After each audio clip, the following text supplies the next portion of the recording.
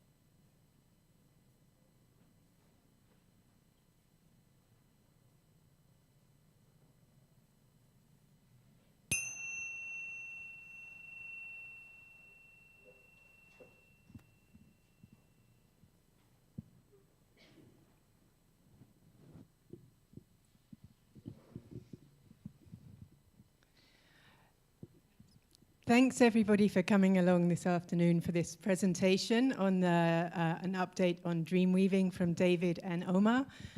Just to say it's going to be some presentation, then Doshi-ji is going to be speaking via Zoom link, we hope, some more presentations, and then at the end we'll be getting a feel for how the community wants this taken forward and some Q&A. So there'll be space for Q&A at the end of the session. Until then, it's just a few different presentations in some order. So, but we're not quite sure what yet. I'm Helen, yes, and I'm just helping to facilitate this. So I'll just pass over to David, who's going to be giving the first update. Okay, welcome everybody. So I'm going to actually start with a little brief introduction to what dream catching is, what dream weaving was and is today, just to sort of set the scene. And then I'll pass the mic to Omar, and he'll be going more into detail as to what's happened in the last 3 to 4 months that's brought us to this point today. So, oh, I'm pointing it the wrong way. There we go. Just to give the context, one of the things that inspired us, or continues to inspire us, is the process that Roger and the mother went through to actually come to the galaxy model. So this was actually the nebula model, which is based on mother's symbol. And what's always amazed me is the fact that mother didn't have specific urban design background or anything like that. And it's amazing to me to imagine that an architect produces this, which is very dynamic and very inspiring in and of itself. And yet there was that push to keep going and to find what was wanting to become, what we want to actually create. The next model, if the projector works.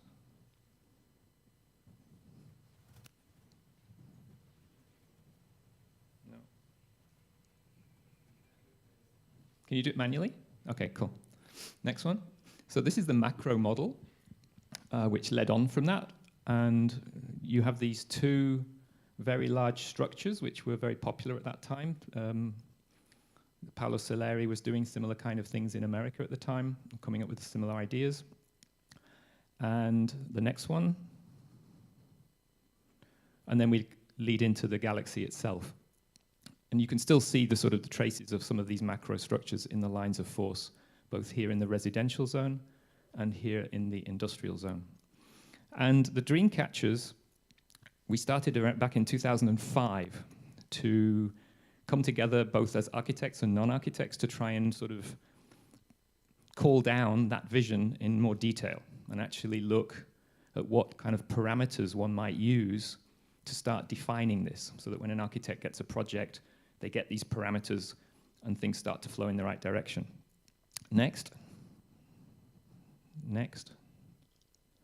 So Dreamcatchers used to meet once a week at 6 o'clock in the morning, 6 till 8, on different roofs of Auroville. And we would meet in different areas depending on what we were looking at. So we'd sit in the international zone to study that, residential zone to study that, etc. And at that time, in 2008, by the time we got there, it was about 3 years later, we had a lot of sort of dreams sort of collected and gathered. And the first batch of money came from the Indian government, around 60 lakhs, for the first stretch of road, which goes roughly from the roundabout past the library, just past the Vikas radial. And at that time when that money came, we were just sort of trying to suggest there could be different ways of approaching that, which would kind of lead us more in the direction of the kind of pattern that you see here. So the orange is what could be defined as the crown, this sort of central inner ring road. And you can see that it's very complex geometrically. This is the galaxy is a sort of design brief. It's a sort of a concept model. And so any architects or planners that are using this as an inspiration sort of go to sort of get this sort of the feel for what wants to land and come down on the ground. Next. So we took a particular place. This is a sort of 2008 Google image. We picked this place here. You can already see the solar kitchen there. Go next one. This is a zoom version of that. So basically, we've got the Certitude Road running here. This is the road coming from the gate. That's the gate. The roundabout would be roughly here. Kailash is already there. And this is that piece of land which before that didn't belong to Auroville. Auroville got the land. And so actually the library has gone there. And this area was picked, and it still actually could be applicable today because there's no through traffic. And that gives an amazing opportunity to develop this area and start looking at what do we want as a community from the point of view of urban design and things like this. So that's why we chose this particular area, and one could still do that today. Next. That's the same zoomed area of the galaxy model. So again, it gives you a sense of the sort of the solid and void, the green to build. And the whole thing is, as I said, it's there for inspiration. So what does that built mean? Does it mean hard landscaping on the ground? Is it sort of large covered roofed areas? Is it specifically buildings? These are the kind of things we can play with as you start designing in that particular area. Next. That would be what, 4:45 or would it be 5 o'clock, 5:50? That's Doshiji. And I think one of the important things to bear in mind on the crown, if this is the center line of the crown here, and we would have, for instance, these two lines which are the extension of the axes of the Matramandia, and here we have the radials, then the crown is a very dynamic space that we're trying to create that merges these geometries of the galaxy model itself. Next. I'm giving a much shorter synopsis of, if any of you have seen this presentation already, it's going to be quite a short synopsis just for those who haven't seen it. So we went around and we picked out some of the landscape that was already existing, beyond obviously work trees, cashew trees, and things like that. So for instance, there's the center guest house banyan. This is Joy Guest House. A couple of other banyans here, some bamboo, and of course we have these beautiful lines of palmyras that we see everywhere in the Tamil Nadu landscape. These are the service trees that were already planted along the road at that time, but of course in this image none of the roads had been paved yet. Next. So I'm just jumping straight to the final image, and I'll just pick out a few features to give you an idea of what the dream weaving was trying to do. The dream weaving worked on the basis that whichever architects were taking part in the design, and this is what we're going to be proposing starting in January, you get the brief, you get the area, you get a plan, and all the architects go away to the office and they do one round of design. And in the dream weaving sessions, the architects come to the session and they take it in turns to present their design. And as usual, what you would normally call a critique from architects, you get feedback. But the difference between this process and other processes, the normal processes are kind of like a competition. And this is trying to do the opposite of a competition. So usually you'd have all the architects come with a design and you'd pick the best one, or a client would pick the best one, or the TDC would pick the best one, and that would go ahead. Whereas what we're doing here is the architects give positive feedback to each design. They can critique it if they feel something's not working, but as a facilitator, Mona and I will be facilitating, and the idea is that we try and keep people away from just taste. I don't like this. The idea is to not sort of go in that direction. And once that round has happened, they go away for another 2-week round of design. And the trick is that they're actually encouraged to steal as many ideas as they can from all the other architects and integrate them into their proposal. So that's where the weaving is coming in. And you go through 2 of these sessions. So over a period of time, obviously it shouldn't just be a big mixed bag of everything, that you have to keep a sort of a design thread alive within each design, but you try and integrate as many ideas as you can. So by the end of it, it'll be a 7-week process if we go ahead with it, finishing in time for the birthday week. And by the end of it, the architects will not only have got different ideas from each other in their own designs, but they'll also have been working together, and they'll get a sense of, okay, which of these designs do we feel most comfortable with? Or maybe 2 or 3 of the designs have come together so closely that they just sort of work on them together. And the idea is in the future, the beauty of this process is that when you've created a master plan with that kind of process behind it, all the architects involved have a connection to what's been going on. They understand, they've understood the process very well, and they can feel maybe their part in the overall solution. So as and when then buildings get allocated by TDC for a new project, everybody's kind of on board already with what's going on. So that's the theoretical benefit behind dream weaving. So in this particular example, and please bear in mind this was the one done from 2008, and it was done with certain parameters in mind. But today, if we do dream weaving 2022, what you'll get will be very different, and the parameters will be slightly different. So, for instance, we just took a few ideas. I was describing to the secretary that if we go from the Galaxy model and the master plan, and the idea being that Doshi-ji's office takes on the detailed development plan, we're kind of providing this poetry, or maybe the spice for the dish between those levels. So one example was, for instance, these axes from the Matramandir. If we would be coming with paving, which in this case could be this sort of beige yellow level, you could change the paving here. So you could sort of add quartz to the material or something, so it would glisten perhaps, or something like this. So that when you go around the crown is 4.4 kilometers. It takes you about an hour to walk it. So you're going to have 12 crossings, just like a clock face.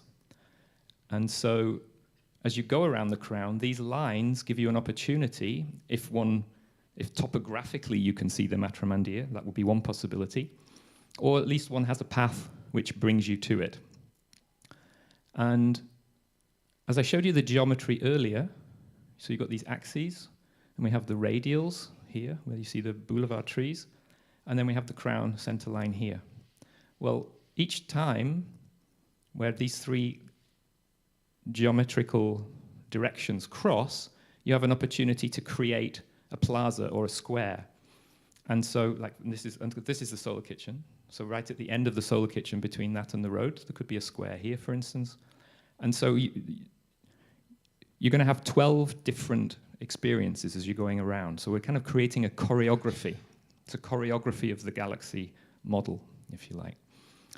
And these would then be potential buildings, the gray area. So it would be roughly ground plus 1, ground plus 2, except, of course, where we get the lines of force coming in. And we colored these brown to sort of suggest maybe urban agriculture or something like that on the roof. And the idea here would be that the lines of force would be fully public. So they're almost like urban hills. So when you're walking along the crown and you want to sort of go up one of the lines of force, you could have gardens at the base, which could be flower gardens, because if water is such a topic, we don't want to use, the idea would be not to have too many flower gardens, but to actually concentrate them in specific areas where there's a lot of public movement. But then you would basically be walking up to the top of each of the lines of force from the crown in the residential zone. They go the other way in the industrial zone. And the tops of the lines of force would be then the opposite to what we normally get in things like penthouse suites, where the richest person can afford to live in the best place. In this case, they would be public spaces. So it could be a meditation space, it could be a cafe, a yoga space, or something like that. We focused a lot on water, because water even back then was already an issue. Of course, today it's even more of an issue. And so this was just, again, a playful suggestion to say, well, why don't we catch the rainwater in a sort of channel? There's a 10-meter drop from this side to the other side of the crown. In fact, I think it's a bit more than 10 meters. And for most of the year, that would be dry. But if you imagine these beautiful Indian step wells that you see all over India, if we make a linear version with sort of small waterfalls and things like this, it would be a very beautiful sculptural element around the crown, and it would be dry a lot of the year, but if it's shaded, you could sit on it during the day. And then when the rain comes, suddenly this whole, it's like a living sculpture, 4.4 kilometers around, that just comes to life during the monsoon. And you'd need overflow areas for that water.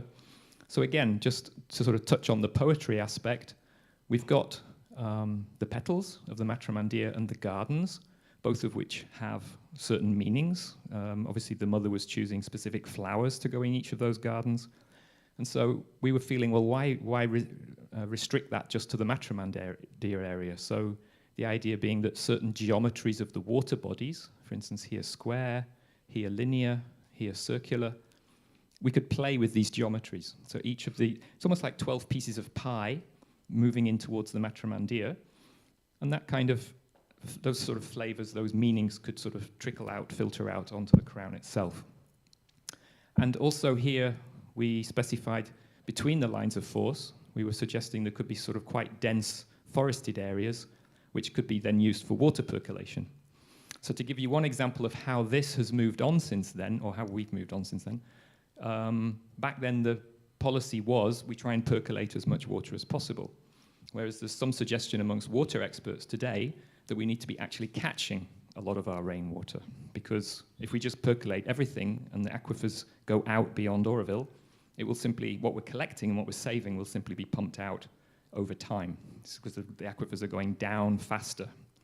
So that will already be one thing that will change now in the next Crownways or dream weaving proposal. So I think that gives a sense of what we were trying to do here, and obviously integrating the landscape that I was talking about. So for instance, the bamboo goes around another little square, etc. And I think it's important to emphasize that the people who were doing this and the people who will be doing the dream weaving in the next months, if the community wants us to do this, it'll be the architects, but most of us are not urban designers or planners. So, for instance, when I presented this to people from Doshi's office, they were very excited about what dream weaving can offer, because it really helps them to flesh out the DDP and to make it alive. Because offices like that, to do a detailed development plan for a town of 50,000 people, they could probably do it in their sleep. I mean, they're doing tens, if not hundreds of thousands of people plans all the time. So what our job is to try and give them some of the flavor that they wouldn't otherwise understand or get without it. So yes, so that could well change how it looks in the end. The solution that we get next year will look completely different from this. Next. Next. Yeah. That's perfect. Okay. Okay. So this was just one last idea that we had at the time, because of course Auroville grows very slowly. Of course, right today that looks like it might be different, but the idea we had at that time was if we choose whatever paving, in order to sort of create this idea of the blocks, that you would sort of get a feel for the township, we were going to plant it with something like casuarina or some other trees, so that over a period of time you could still walk and get a sense of what's coming in the future. And yet, if an architect would, for instance, get a block like this to develop from the plan, and this is the benefit of the detailed development plan actually, once you know what's coming next to you, it's much easier to design the building. And in this particular case, you could cut down the casuarinas, use them for the scaffolding to actually make the building. So just to emphasize that point, when you see the Crown Road today running from the roundabout in this direction towards Arca, the reason we need the DDP is because that's the detailed development plan, is because you can see we've just got a series of buildings along the road. And I've heard a lot of people over time saying, yeah, the architects can't build next to each other or together. But it's not strictly true. The problem is that without the DDP, if an architect gets the project to do Sante or to do Arca, if you don't know what's coming next door, you have to design an integrated solution for your building, which is what's given us effectively a string of buildings along the Crown. Whereas if we can move in this direction with the DDP, then we get solutions, for instance, like Kalpana. The end of Kalpana is a blank wall. So the colonnade comes to an end and there's a blank wall. That's been done with the idea that there could be an extension. So the next building can butt up right next to it and the colonnade can actually continue. Whereas we can't do colonnades if you just have these individual buildings, you see, it gets much more difficult. You could have freestanding colonnades, but again, it's a question of the urban, feel of urban space, etc. Next. So yes, just to finish on that,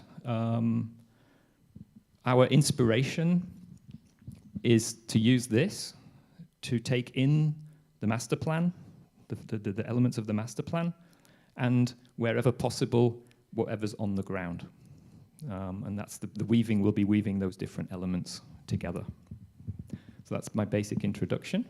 I think now, is it time for Doshiji? Okay, hello everyone. Can you just give me a few slides before the last image of dream weaving? Yeah.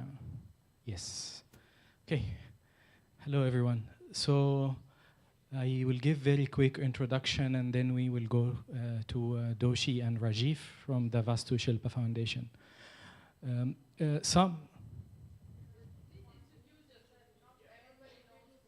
Hi, I am Omar. Yes. Now, some would think that these are a group of architects who are interested to make some designs and dream and weave, and that's it. I think what is missing, and this is what I have to clarify first, is the more deeper objectives of this, and it's the narrative. What I mean by that is that there is a narrative in Auroville that we cannot work together, architects can never work together, engineers and architects cannot sit and collaborate, right? But how about this? We don't want any development density, but how about this? This happened before. I see lots of density. I see geometrical organization of a built environment. I see a group of architects working together and coming up with conclusion. Now, maybe we have objections. I myself has told David before, I have some objections to design, and I have also objections to other proposals he has done for the culture zone. But then how to deal with this? Here comes the question. It's always a choice. If I do not like some work, I can always choose to come, participate, object, influence, inspire or obstruct. And this is the culture change we are seeking in this process. Everybody come, everybody participate, everybody change, impact. There is another narrative that we do not welcome professionals from outside Auroville to come and participate. Okay, now this one is actually very true. I think again and again, yeah, to my knowledge, I have like 6 cases of professionals who couldn't come and work in Auroville.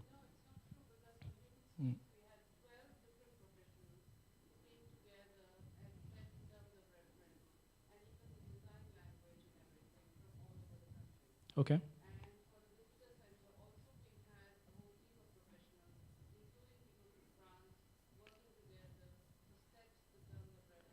Okay. So, okay. So something I do not know. There are some cases in which we welcomed professionals, but I have still a list of 6 cases in which professionals of mobility has left Auroville insulted. Professionals of planning has left feeling we are not welcoming. So there is sometimes not very welcoming. Now, but this is changing. Now we have a process in which we have around 30 professionals involved, including the Dreamweaving team of 15, as well as many on the more analytical and technical side participating. And in every time we discussed and we explained the complexity of a DDP process and how it could be of use to collaborate with external consultants, there was always acceptance. So even this, narratives are not fixed. Narratives are always changing, and it's up to us at this very critical moment to create our own narrative. This practice is about this, us today creating our own narrative. And with that, I just introduce, because they have to go, Doshi ji and Rajiv from the Vastu Shilpa. They will give a little bit of sense about their process, and then we take it from there and explain further what we are trying to do in this collaborative process. Yeah. Thank you.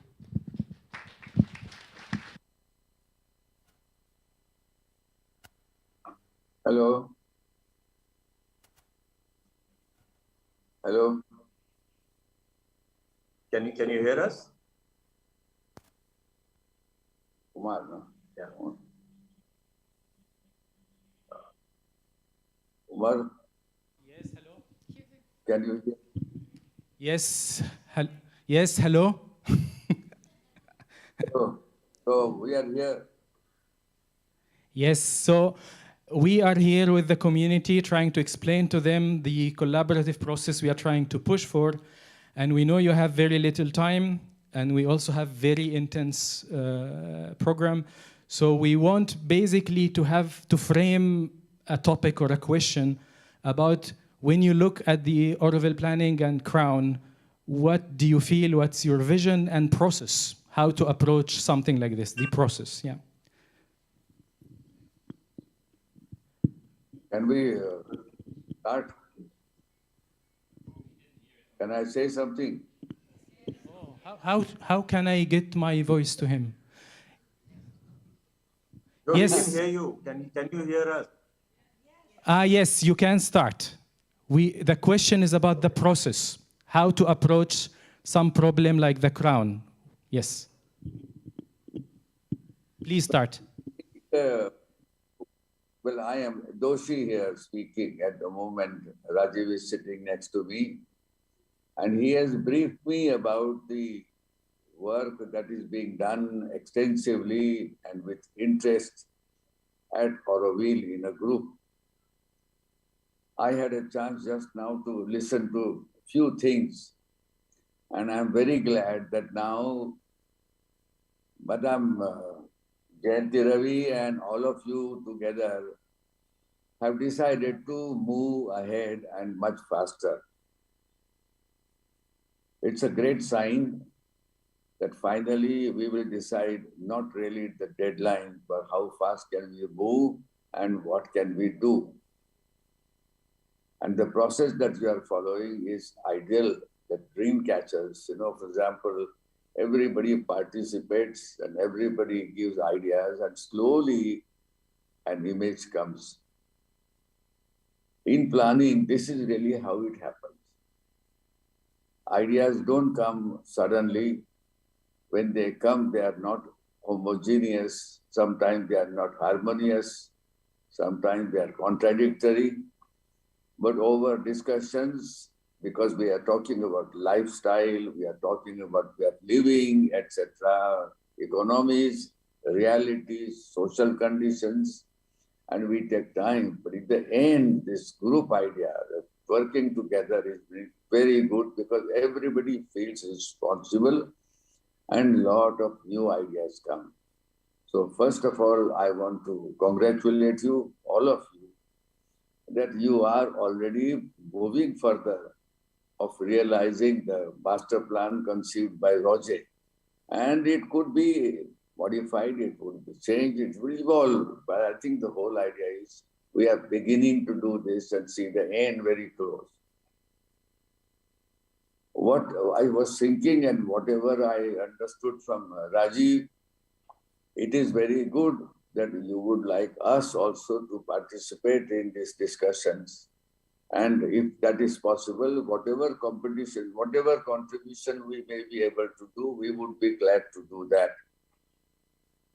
Only 2-3 observations I have, which are slightly different but important. No city is built in a day, but it is also not done anything in decades.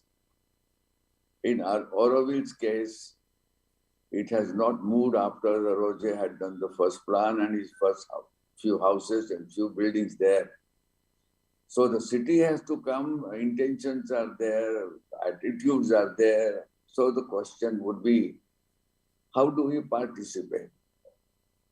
I think your dream catchers is a great idea. And I think if we should really get it actively done, and everybody, including the professionals who are experts, we should listen to them, spend some time, and then work out together, because cities are not built in a day anyway. So if we agree to that, frequent meetings will be very important, disagreements will be over what could come back, how one can agree and not agree or modify, reflections will come. And I think the way you are proceeding now is ideal. And my suggestion is that if you would like us to participate, and particularly Rajiv is also very happy that he has met you there. The idea is, let us talk about the philosophy of what Auroville is, what Roger may have got into mind. And if we can just note down all those points by which that plan was made. And I think that should become the basis of our general ideas, broad guidelines. And then we can start talking about a lot of realities which come into actual site development. There are issues which are there, connected to water, land, rains, existing conditions, services, and the kind of finances that are there. And if you would like us to get involved, I think we would be very happy to get involved, and we would be also interested in participating in this venture, which is, I think, ideal, most important, significant way of working and realizing this job. So what we need first is open-mindedness, full study in depth in many ways, comprehensive ways, knowing that what is it that city stands for? What is a city? What is the image of Auroville, the radiant city, the city of dawn? And then we can come back to asking, all right, then how are we going to live there? What are we going to do? How are we going to move? How are we going to add facilities? Where are the kind of conditions which are available? And I think then slowly we will get closer to guidelines And then slowly we will get into some kind of a configuration. And then we could also look at the kind of things which Roger had thought of. So only thing I would say is that this has been a great time. It's a wonderful thing that you are asking us to do. Only thing I would suggest is that we are open. Let us all be open and let us decide that for the mother's sake, we are doing this City of Dawn. And I'm very glad that Madam Jayanti Ravi has decided, or she has thought of, getting us involved with it along with you. And we would be, needless to say, we would be very happy in whichever way we can. Because as you know, I know many people in Auroville. I was there before, and I would love to also visit again if it is possible, as and when. But Rajiv is willing and he's very excited that there is something to talk about the mother, the philosophy, and the kind of spirit in which, Auroville is supposed to continue to grow and cherish. So I would stop there, and then I would ask Rajiv to take over. Thank you. Good afternoon, all. It's obviously a great pleasure to be facing all of you, even though I can't see any of you, but you can see me. I think, as Mr. Doshi just mentioned, it is obviously an honor to be participating in this endeavor. But more importantly, I think there's a great opportunity for an open-minded participation by the present residents, all of them, the professionals that reside out there, to come together with ideas and a whole lot of studies, etc., that have been done to put them on the table so that we can use all of this and move ahead to a plan that will realize the full potential of a more abstract plan, so that the detailed development plans that are prepared take into cognizance what was envisaged, what was dreamt about then as an ideal, and then today the realities that exist on the ground. You have done wonderful things with the forests, with the water management, watersheds. However, there is still further these things that need to be done. And I think I put this down into 4 major points as such. One, Auroville is a place of learning, of finding within and without, both. It's a place of discovery and movement, but of slow movement. It's a place of shared living and chance encounters. It is also something that we have to consider that as we go along, water security and climate resilience are going to be a very important factor in the way that we envisage this town that is going to take place. And I think that is the need of the hour. So all of these combined will become a beacon, I think, for future cities that we are talking about. And more importantly, I think a participatory level of participation that I think has not been done in any city from its inception. You know that the way that cities have been built, added on, and that kind of a process never takes place.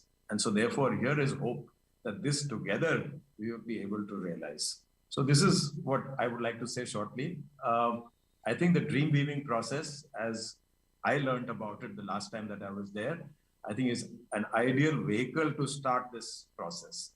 And I think together, it will open up many ways of looking at things, coming together, discussing, and closing it and moving on.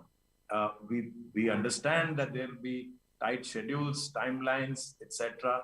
But I think if we can work with that intensity once and for all, and be able to prove that this kind of a collaborative process is possible, and we get results out of that, then I think we would have achieved something which has not happened before. So with that, I will close, and I look forward to actively participating in this process. Thank you. Thank you, Rajiv and Doshi. Thank you. And Rajiv, we hope to see you very soon on, if this works, on the 4th, 5th, and 6th. in the workshop we are Yes. planning for to have all knowledge of all the analytical work that has been done before in Auroville, and that will also give you a chance to go see the situation on the ground, which could give all of us a sense of how to move forward. Yeah. Thank you very much, and hope to see you soon. And Doshi, we hope you would come soon as well. Yes. Thank you for your participation. Yeah. Yes.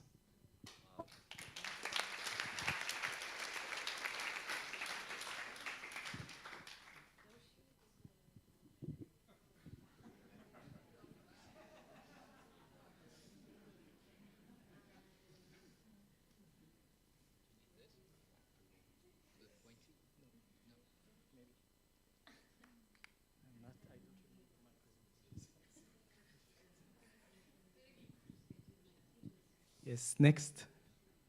We are already speaking about this. Next. Yes.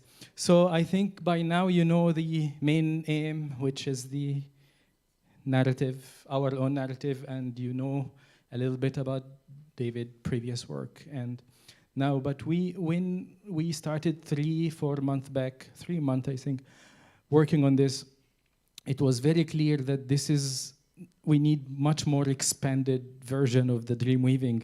Once we started, everybody came to us, but this is only architects. But it's not true. We actually, since the beginning, was thinking of something that brings the learning experience of the dream weaving and the learning experience of another very successful collective process, the citizen assembly, and the learning experience of different professional ways of how to do work. And we said there have been lots of analytical work that was done in Auroville on water, on infrastructure, on the development priorities, on many. We have many. In many cases, they are always not used. And maybe this is the time to push for things, for all of these knowledges to be somehow useful for implementation.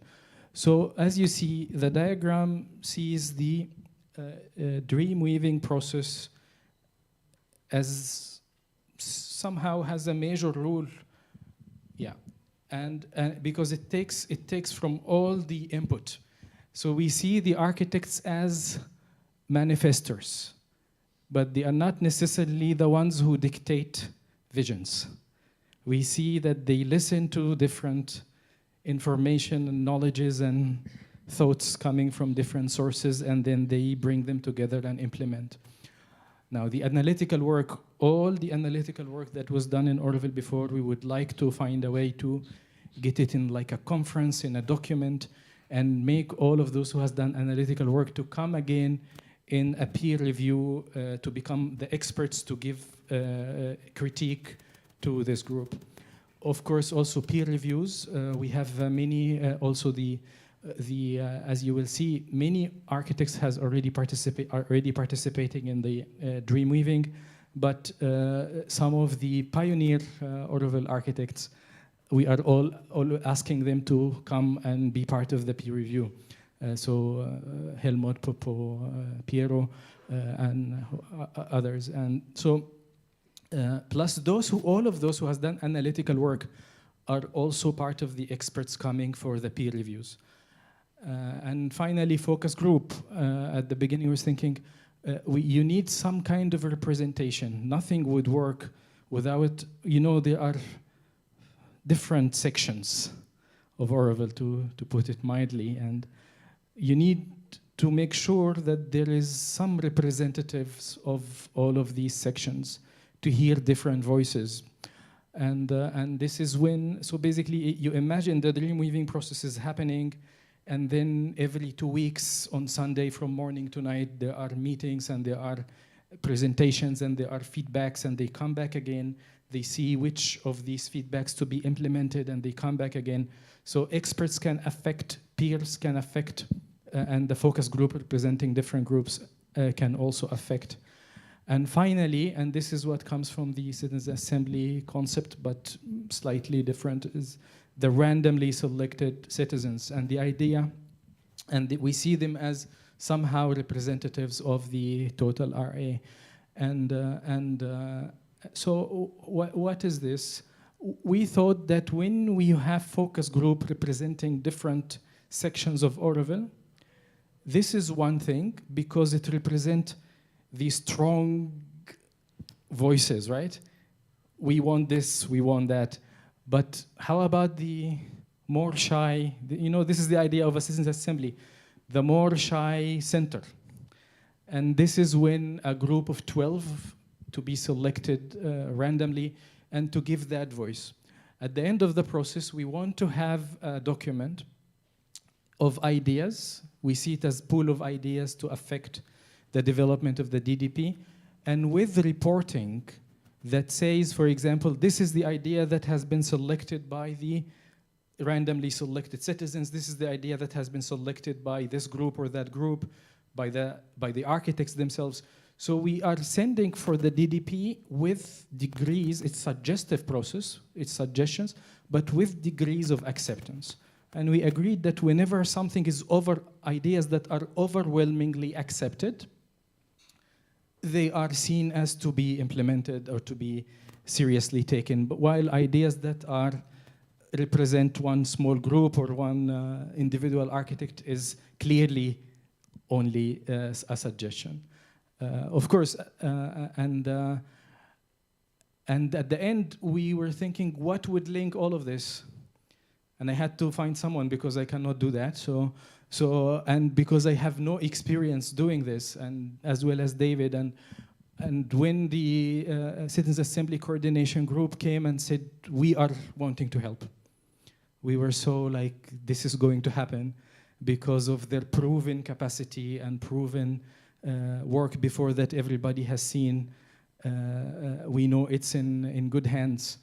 And finally, and this was the debate up until a few hours of coming here, what is the ATDC rule? And there was always an agreement that while this is a group of professional architects pushing for this, how to link to the ATDC, and there was always a selected member, in this case, Shrivasta, who is seen as the ATDC representative. Whenever there is any link needed to the institution of the ATDC, Shrivasta is the one to create this link. Whenever we need some meetings or information, this is what is, this is how it is happening through him. Now, next.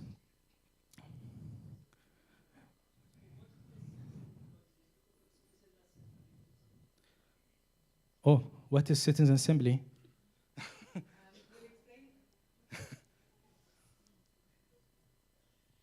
So, can you bring back? Yeah. They will explain exactly what's the Citizens Assembly at the end of this, at the end. But it's very important here that all interaction that it is happening inside is happening mainly only through the Citizens Assembly, all of this process, while interaction with the TDC, with the other institution, through the TDC representative, Srivatsa. Yeah, next. Now, as I said, there have been, sorry, Sonali, and there has been lots of meetings to see who wants to participate, and we ended up, the plan was to have 16, and we ended up with 18. And it was, to our surprise, the amount of the spirit. We want to participate. This is the moment to help. And even when we ask, this is a process that will be very tense, and you will come and work, leave your work and come and help. There is no maintenance and there is no credit. We even said no credit or no individual credit. It's a purely collective process. And there was unanimous, mostly from most architects participating, yes, we are only coming here to help at this moment in Auroville. If there is anything we can do, we would do. So this is, we'd say, the first time in which we get all of these numbers wanting to do this. And one of the reasons is that at the beginning, this started as what we called acupuncture. We will select one point like the dream weaving and have thoughts how to develop it. But at the end, and with the discussion with the Vastu Shilpa, it came, why not looking at the whole story of the crown? Because this is the only way actually to get a sense what happens when the crown shift from one zone to another, what happens when the crown shift from a zone to a park or to a densely forest area. So in order to do this, we actually had to be having like 4 teams working on 4 parts on the crown at the same time, or to find a way to do this. And this is when it becomes a bit complex, and this is why we need this number. What I am very happy about is that it has the group has some of the more experienced in Auroville, but at the same time, they have been group of the youth, the young architects in Auroville who are still joining Auroville, and they are participating, and I think that's fantastic because they bring this fresh energy, and while the more senior Auroville architects are bringing groundness to the process. Next. And then we said, but how about the analytical work that was done, and how to bring everything on the table? We just said, imagine an empty, what we need is a table in which all of this work that was done for Auroville would come in one time, and we have very good documentation for it. And then this could help with both the dream weaving as well as the DDP work. Because how to do a DDP if you do not have enough knowledge of water, of forestation, of the history of the development of the idea. And it was very intentional, and this is my apologies to all of those who I have sent without lots of discussions, because usually you go through lots of discussions with everyone before you have the schedule, but this is a very tentative. We started with what would be an ideal if we actually bring everything from all the sides. And if you look carefully, it's almost shuffled. It's intentionally shuffled in a way that there is no feeling of this group versus this group. We are actually trying this. The main aim of this is to change this feeling. Everybody who has done work for Auroville has the right to come and present their work. And now we see which of that would be more of load, of substance, convincing, and what to take from this study and that study. Now, please, for all of those on this list, this is a very tentative schedule. We will come to you one-to-one, we will meet you, we will ask what exactly the topic you want to speak, we will change the topics, we will change the schedule. It is just a statement to say it's a beginning of something that we need a conference in which we get all of the knowledge, and it will be attended by the Dreamweaving team, it will be attended by the DDP team, and we end up making some kind of understanding how to ground the concept of Auroville. Yeah, next. Yes, what?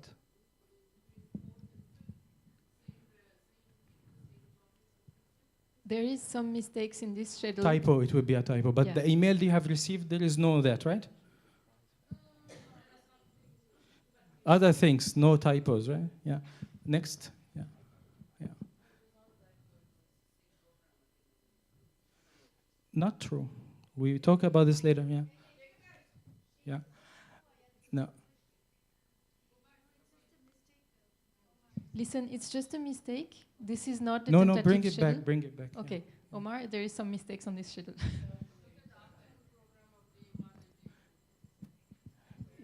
Yes. So this is, as I said, typo. What would you call it? What would you call this? It's intentional mistake that I made to give Suhasini the chance to get back at me in the meeting. Next. Yes. I did that only for you. Yeah. Yeah. Next. Now, the challenges. So see, what really makes a DDP very difficult is that you need to have the complexity to understand the guidelines, the mobility, all the systems and how they interlink and how they connect. And just to give you an example of the challenges we are trying to ask the dream weaving team to do. We are actually almost pushed in this current situation to deal with this. And I am only going to speak from one angle, let's say, just as one example, bioclimatic. One example. And let's see the next one. See, always what we have learned is that when you work, you have to go through an integrative design process. Integrative design process means engineers are sitting with architects, are sitting with different experts. Sometimes when it goes to big scale, sociologists.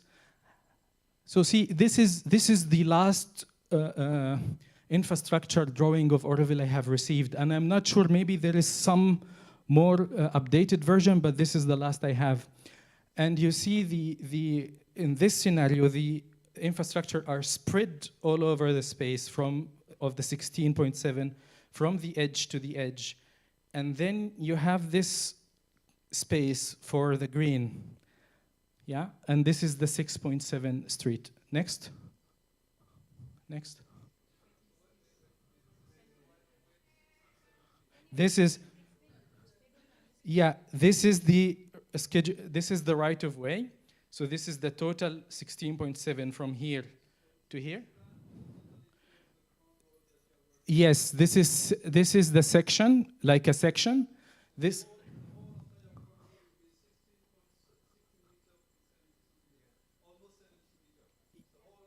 Yes, according to this, yes.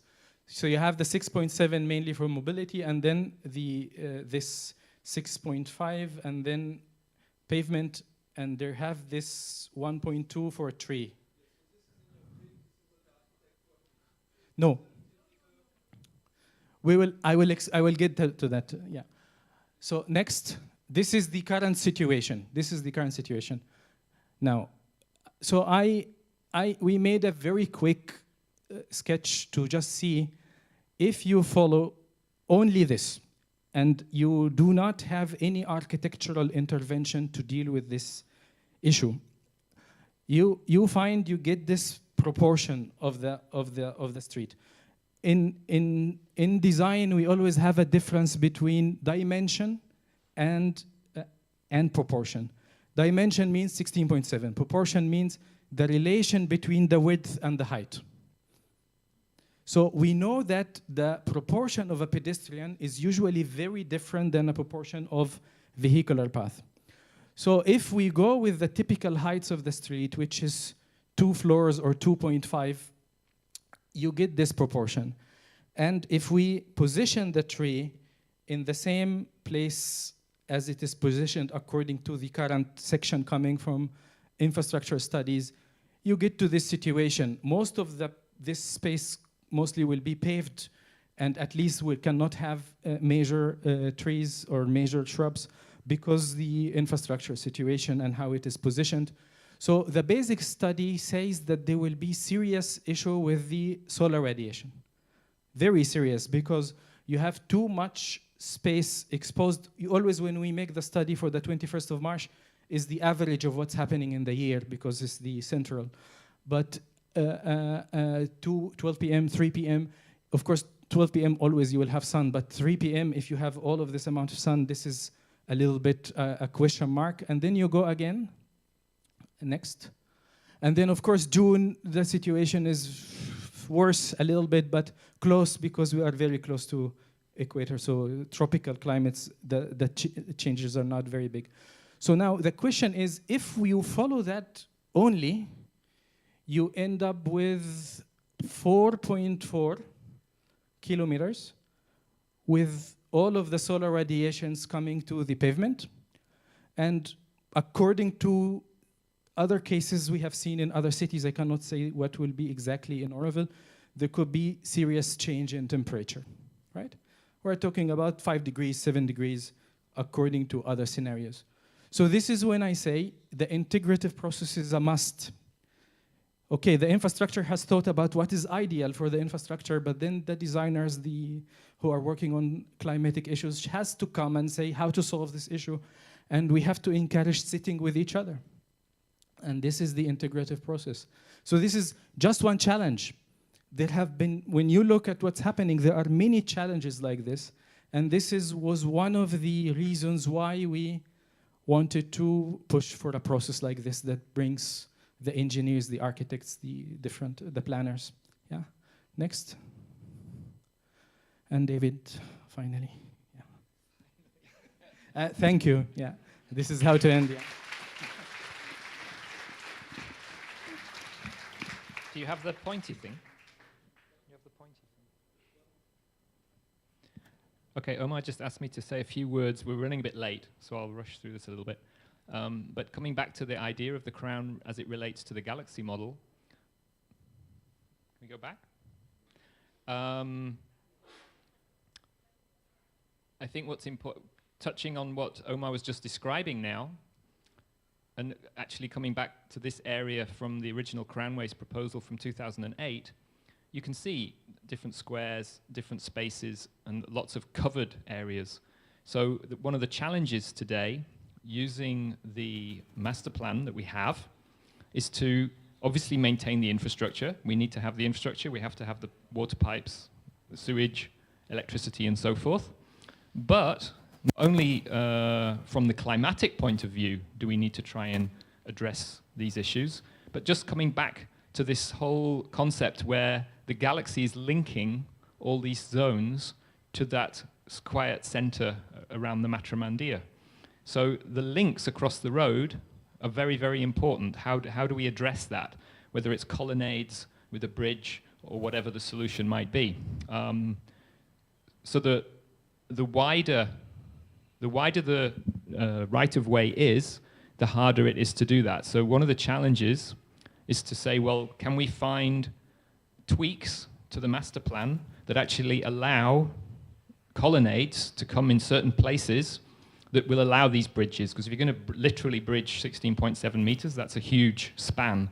Where if we can have colonnades in between and so forth, where I believe Omar even had conversations with Tuan and the infrastructure team, where they were generally okay with the idea that infrastructure could run under a building overhang behind a colonnade, so long as they have access to it for repairs and for changing infrastructure and so forth. Next. That's it. Yeah, you just wanted me to talk to one slide.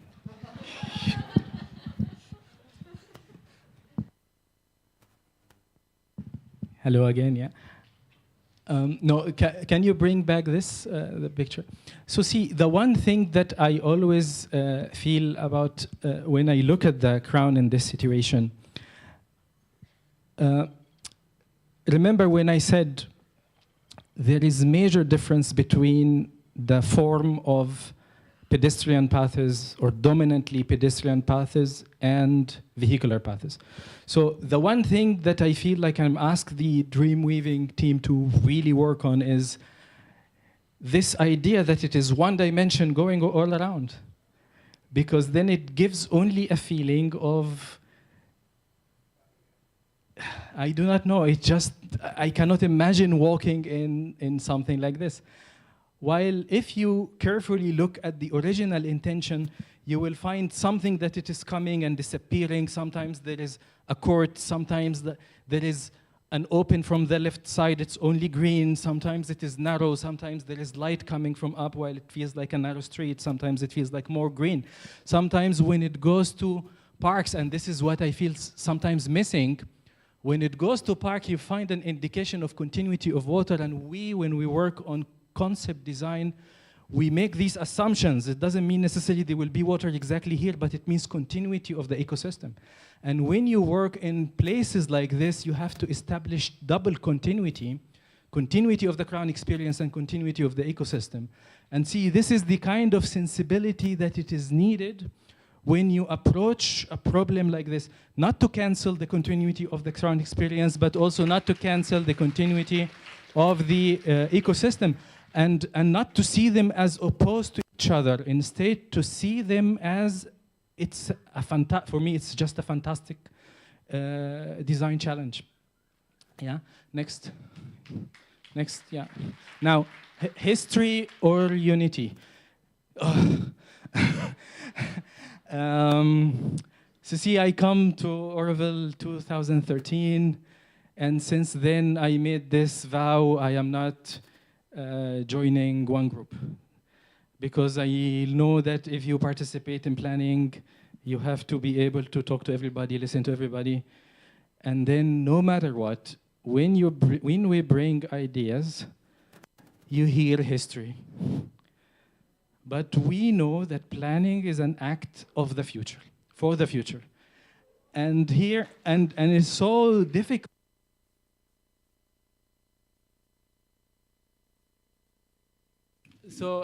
So how to deal with this issue? I actually told few friends, how about we imagine just this? Because it's impossible. I go to this group, there is one history, and then I go to that group, there's another history. In the architectural community, there are 5, 6 histories, and then everyone has how to deal with this. And I told a friend, how about we imagine this? Imagine, and let's try to see it in balanced way. Yesterday is 1968. Everybody passed through this gate to the ceremony, and then there was this very big image of the Auroville vision model. So there is no question at the moment of the beginning of the ceremony, that was vision. We sleep, we wake up today, and we have this complex ecosystem.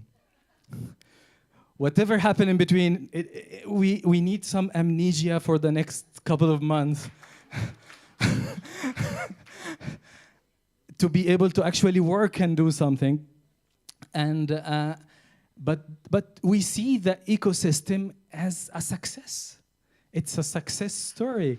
And at the same time, we see the vision as something that it is in our image. Everybody, when we imagine Auroville, that image is there. So how not to see them fighting each other? And it has the capacity to do that. If there is will and innovative design process, I believe it is possible. Now, to which degree, and this is when I put all the load on the shoulders of the dream weaving team. Now I put all of this, guys, you do it. And we said since the beginning, and now I will hand the stick, because we said since the beginning we will do all of this effort for the past 3 months. But we said since the beginning there is this issue of ownership. And I feel, I hear some groups speaking of ownership of land, and then I hear another group speaking of ownership of the project. We own the project, we own the land. And then we said this, if we do this work, it should be an example of no control and no ownership, basically. And if I was having a major role with David, especially pushing for this process for the past 3 months, we said I have to take a side after this. Because if I am part of the dream weaving, if I am, it could be seen as, and this is actually the moment for me after these 3 months, and I have planned to sleep all tomorrow. I'm gonna sleep tonight to wake up Wednesday. And this is the moment to hand the stick, because the team of the Synth Assembly, there is no better team to do this kind of work. And I will come to the analytical work to show and to be part of the peer review and help whenever needed. But we should also establish the culture of somebody start something and somebody continue. No need to own it. And yes, with this I conclude. Thank you. Yeah, thank you.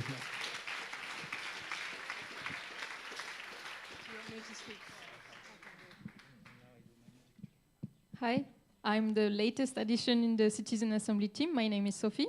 Nice to meet you. Just so that you get a sense of the process that we are proposing, keeping in mind the schedules that you have seen before. Yeah, the array, and then the Citizen Assembly team, and then the focus group, the peer review, the expert groups, the architects and everything. So here, this is today. Welcome. We hope to, during the 4 to 6 of Jan, have all the experts that have been working in Auroville present to the architects and Doshiji and the Vastu Shilpa Foundation, all the work that has been done all these years. So we're trying to organize this in 3 days. That's the schedule that you've seen before, even though the schedule is not perfect. We are working on it. And then from there, the dream weaving process will happen. The dream weaving process will be 3 sessions of feedback. So what David was explaining earlier, the architects come, present their design, get feedback, go back, steal everybody's ideas, come back, and then present again, round 2. The round 1, for now, this is all, like, please don't take every word that I say as set in stone. Nothing is set in stone so far. So the round 1 is architects in between themselves, giving feedback to each other. Round 2, we will start bringing on the peer experts, the community, the random selected group, everybody. And same again, round 3. So this is going to be very, very, very long days of presenting and getting feedback. We are hoping the Vastu Shilpa Foundation will also take part in those feedback sessions. Actually, that's what they want to do, if I understand correctly. And hopefully, during the birthday week, we will be able to present to the community what is the result of this 7 weeks of intensive dream weaving. Did I forget anything? Yeah, no, that's perfect. And so I'm Helen, and I'm part of the Citizens Assembly team. And I just wanted to explain a bit about who we are for those who don't know, and how we'll be supporting the process. So last year we did a pilot Citizens Assembly on water, and the idea was bringing together randomly selected people from the master list. As you can see, we got quite a wide range. We had 30 people from across Auroville, and then we heard from 30 different experts with their perspectives on water, and then had small facilitated group discussions so that there wasn't the shouting, there was no screaming. I don't think there was any of that in the meetings. People really got to listen to each other, and we had, where it's needed, extra information, translations, things like that. So we'll be bringing to this process, there's a team of about 10 of us. If more people want to help, that's great. We're also not a closed group. So we'll be bringing some logistical help and some facilitation help to the process, which we learned from last year a little bit. We'll also be helping to make sure the people randomly selected, that's done in a fair and transparent way. And we'll also be providing support to all the participants, so those who are selected and any participants, just to make sure they can fully participate in the process. So we saw last time people's needs varied a lot. Some people needed translation, some people needed childcare, some people needed sort of a synopsis of the key information so they could digest it better. So we'll be looking at those things to support the participants. But what we'll also be doing is looking at how we can make this a learning experience for the wider community, because we know these issues that are going to be discussed are critical, and if we can become more informed as a community on this, it would be fantastic to be able to hear all those different perspectives and just really digest them.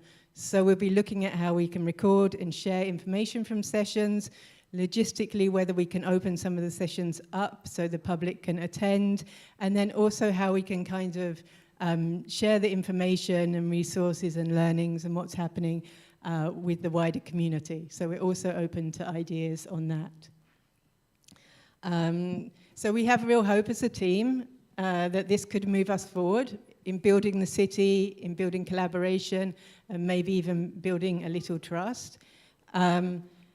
So we're happy to give this, that's why we're happy to give this our time, our energy, our care, and our love to try and make this happen as something for the community. So I think that's a bit on Citizens Assembly. Does that answer your question? So before we're going to be moving on to questions in a moment, but before we do that, so that's all the information we have. Before we do that, we just wanted to check in with everybody present to see whether this approach is something we want to try. I think before we ask you, and to say also, this is not a GM, it's not an RAD, it's just something David and Omar really want to see what the feeling of the community is before deciding to move ahead with this. So David also wanted just to share something before we ask. Okay, so a couple of people have pointed out to us in the course of the last few weeks or months the issue around the approach that we are taking, where we are looking to integrate the galaxy model, the master plan, and to some degree whatever we can on the ground. One of the issues is around the degree to which we are supporting a certain existing situation or not. And coming back to what Omar said earlier, we're actually trying to, I used an example in a previous session, a previous presentation about we're kind of trying to stay in the middle of a storm. So whatever's going on around, whether it's JCBs, whether it's green tribunals or whatever, we're trying to find that calm center to do this work on behalf of the wider community and ultimately, of course, for Mother. Now, just a minute, Bertrand, I'm coming to it. Bertrand was the one who pointed this out to me. So, what I'd like to point out, if we ask people for a show of hands, we kind of by default are supporting a certain existing situation. Some people would like to just get the residents' assembly to decide from scratch what should be done. But that's kind of not the position we're taking, and it's not what we're asking you to vote on. So if you actually feel, I'll give you a different example. Some people are suggesting that the ATDC is invalid because of the way it was incorporated, etc. So we're not looking at that. We totally accept that that can be an issue for many, many people, but we're trying to use this opportunity, this sort of storm that's been thrown up, to move forwards together. And when we're not able to stop either, we don't know if JCBs are going to go again. We tried early on to say we can only do this if there are no JCBs, but we don't know. We're not in a position to guarantee anything. And just for the other side, we're not in a position to guarantee whether the Green Tribunal continues or whether other avenues continue. So we're standing in this, trying to stand in this calm middle, and we're asking you to basically give us a show of hands. Helen will read out the questions so you know what you're putting your hand up for. We're just asking for a sense of, does the wider community actually want us to go ahead with this? Because if there isn't a sense of that, then obviously there's no point in doing it. But it comes with caveats, if you like. I mean, it's not a purely level playing field or whatever. Okay? Okay, so based on what you've heard,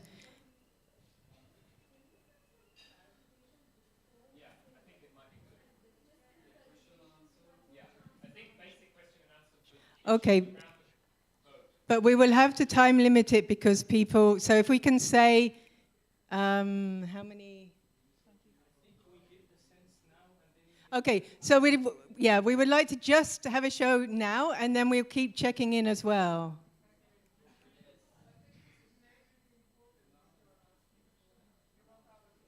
Mm-hmm. So we're very happy to just ask this and then keep asking it as we get more questions for clarification.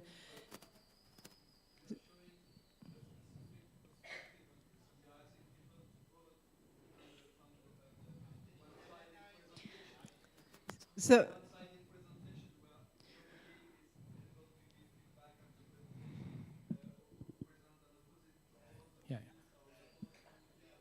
Bertrand, we will get a vibe of the room based on what we said. Then we will get all the voices until, and then we will make again, yes, we will make again a vote to see.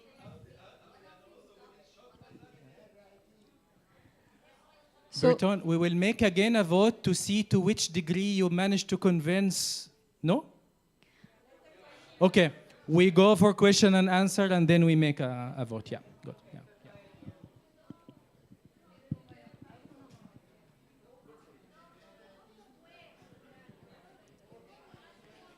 So even if I understand very well that you think you cannot give your opinion without having your questions answered, I would like also to emphasize that this is, first of all, not a vote.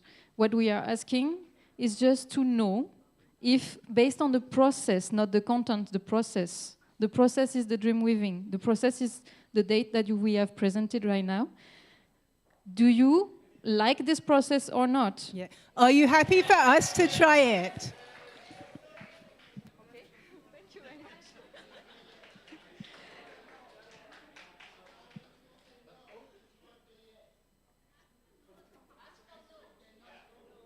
So yeah, of course, thank you very much for those that obviously support it. And yeah, if there is people that feel that this process doesn't work or are completely against it, we are, of course, open to receive that too. This is the point of this meeting today. We want to know if the community is ready to move forward with this or not. If you are not ready to move forward with this, we want to hear from you, of course.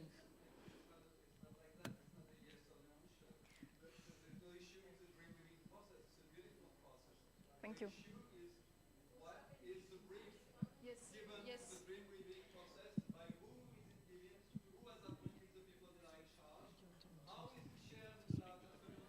Thank you very much. This is a very important question. We really like this question. So for those who don't hear what he's saying who is giving the brief, who will write the brief, who will get the brief, what is the brief, what will be in the brief. This is a very important question, and we hope that we can answer it. So... Okay. Okay. Should we see who doesn't want it? Should we see? Okay, so... Intended it. So the question is, are you happy for the community to try this collaborative method? That was what we asked. So if you're not happy, so we saw hands raised before, and then it would be good to see hands raised for people who are not happy to try or who have more questions, they need clarification before they are happy. So could those people raise their hands?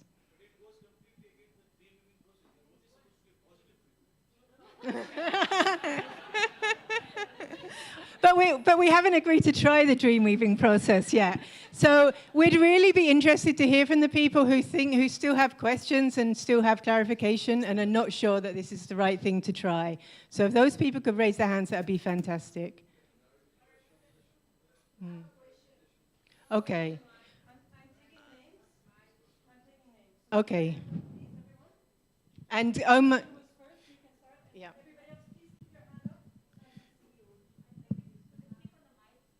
Yes, yes. Guys, I think one thing we will do, I mean, we promise you we will try to take all questions, okay? I mean, I said that before they were making fun of me, that I said we stay until 12 a.m. in the morning until everybody feel their question has been answered. If we get kicked out of here, we stay outside. But questions, you ask for question, we will get the list and we will answer. And we go first. Everyone has one question first before we start having second and third. Does this make sense? Yeah, okay. So the first question from Berton about the brief.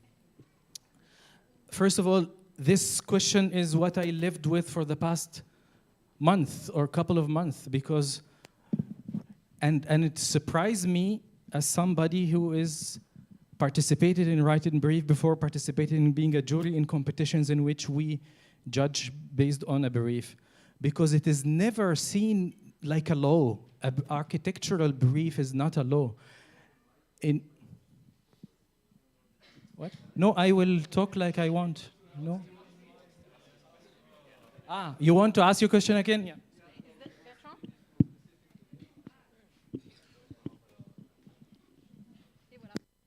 Just briefly, not to get into the philosophy of what a brief is, which I think most people might understand, but the specific of it. Right now, the community is very upset with the way the youth center has been devastated with JCB to open the way for the Crown Road. And this is, Dark Alley is impending. Green Tribunal is making a decision. There is an RAD of the community in process asking all the work to be suspended.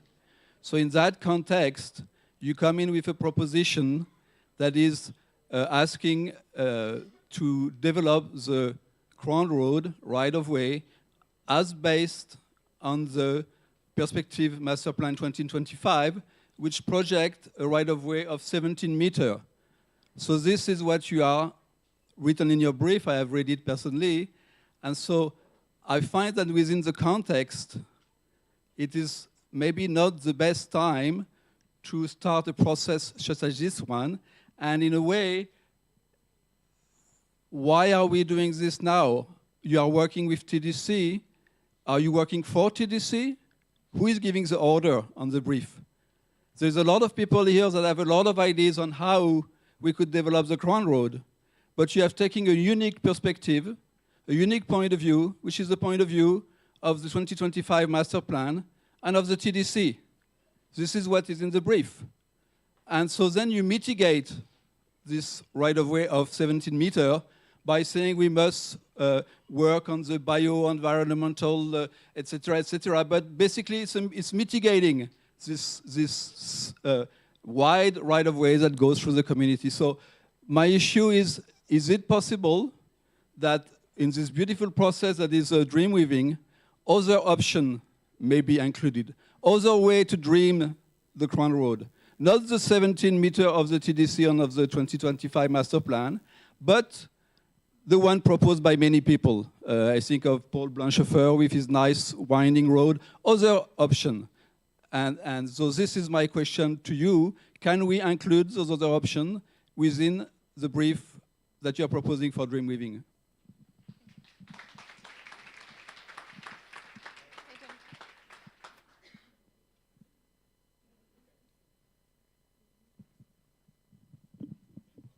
So it's very okay. I have been dealing with this brief issue for the past month. So see, and I will start. You said don't start with to speak about the philosophy of the brief. So I'm gonna start speaking about the philosophy of a brief. In architecture, a brief is not a law. This is number one. You do not read it as a law. A brief is a way to inspire a path. There have been competitions.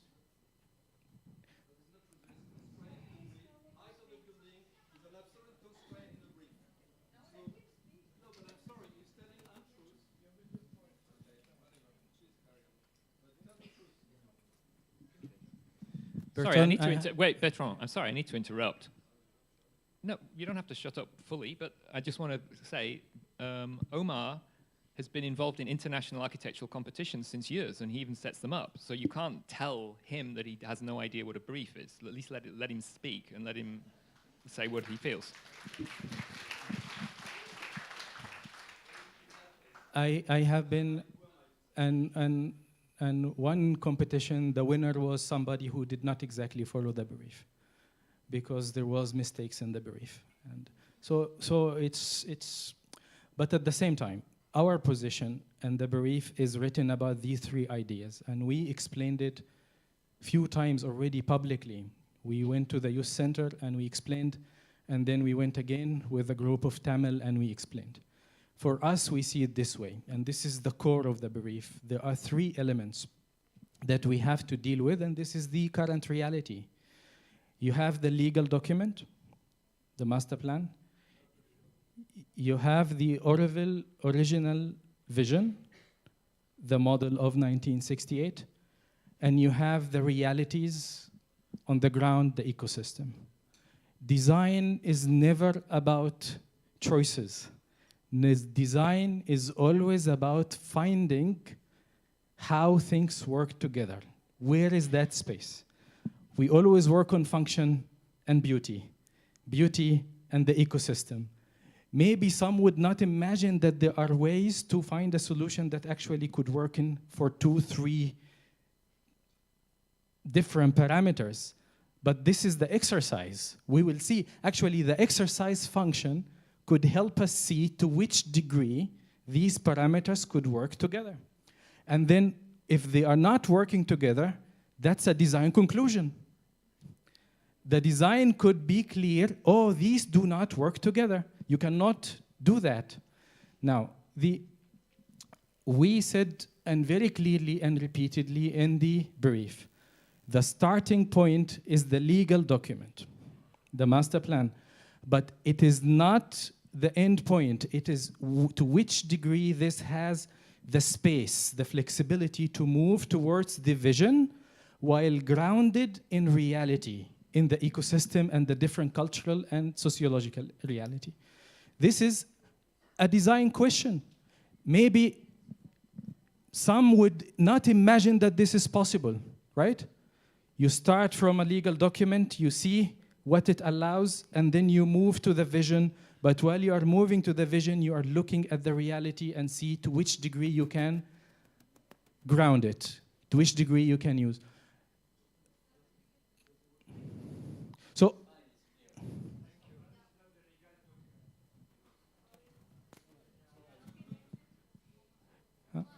yeah.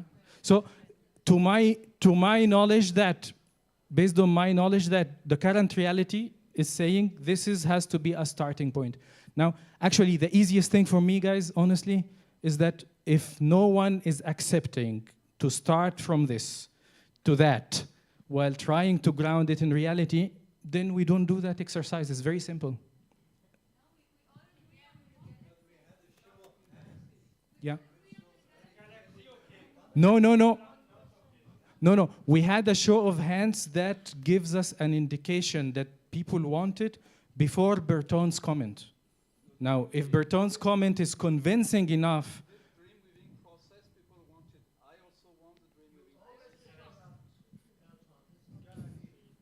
no, but he had an argument. I honestly believe he had an argument. I personally struggled with it. Now the question is this enough for you to? No. No.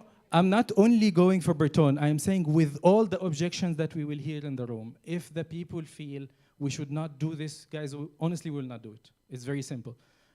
But I think he has the right, and everyone has the right to object, and let's see to which degree this is convincing. Yeah?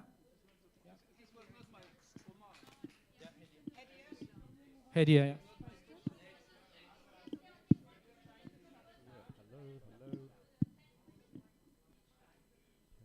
Hello. Okay, can we move on to the next questions? We have Hedia, we have Glenn, we've got a whole list of people. So I suggest we just keep going and we can circle back to this point. Yeah, you're on the list, Tapas. Your name is on there. Omar, you were saying about the crown that there was this, how to do the continuity of the crown and the continuity of environment. So can you probably have an idea, an example of how to do that? If you could just give us one example. Yes. David, give your mic to Omar. This one doesn't have battery on. I enjoy making the challenges and let the brilliant dreamweavers solve it. But if I do not want to say this is my idea, but has been this done before, of course? Is it so difficult to come to a place and create light structures and let some ecosystem to float in between? Yes. Has there been many buildings? Has been many right-of-ways that includes nature? Of course. Has been many buildings with light structures that let the trees come in between and in the middle of the building? Yes.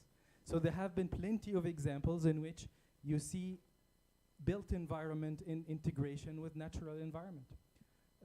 How the Dreamweavers will do it, it's I will be watching and giving comments, and maybe David could add to this. Yeah.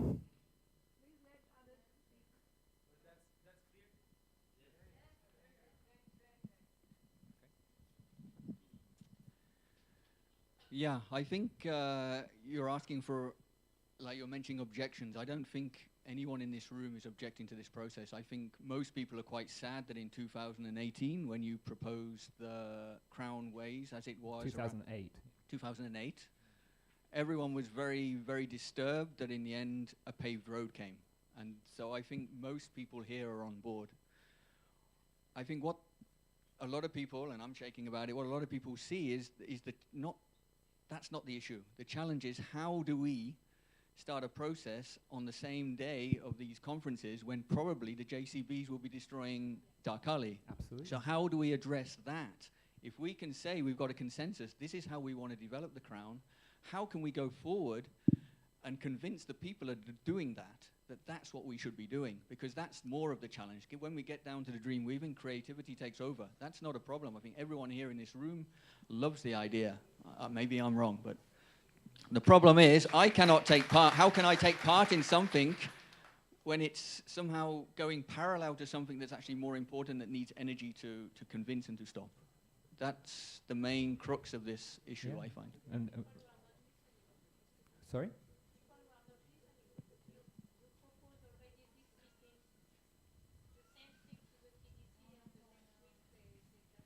Yeah, so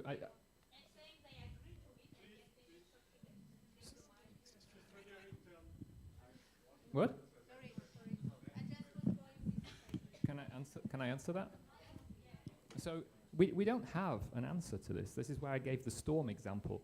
We're just trying to move ahead, and we kind of are hoping that if we can build up the energy around that, exactly how you're saying, around the creativity and the design and whatever, and if it starts looking like we're coming with some very interesting ideas, we're just praying that certain forces will stop and won't go cutting down trees and using JCBs, because Doshi's office themselves said nothing should happen on the ground until the DDP is ready.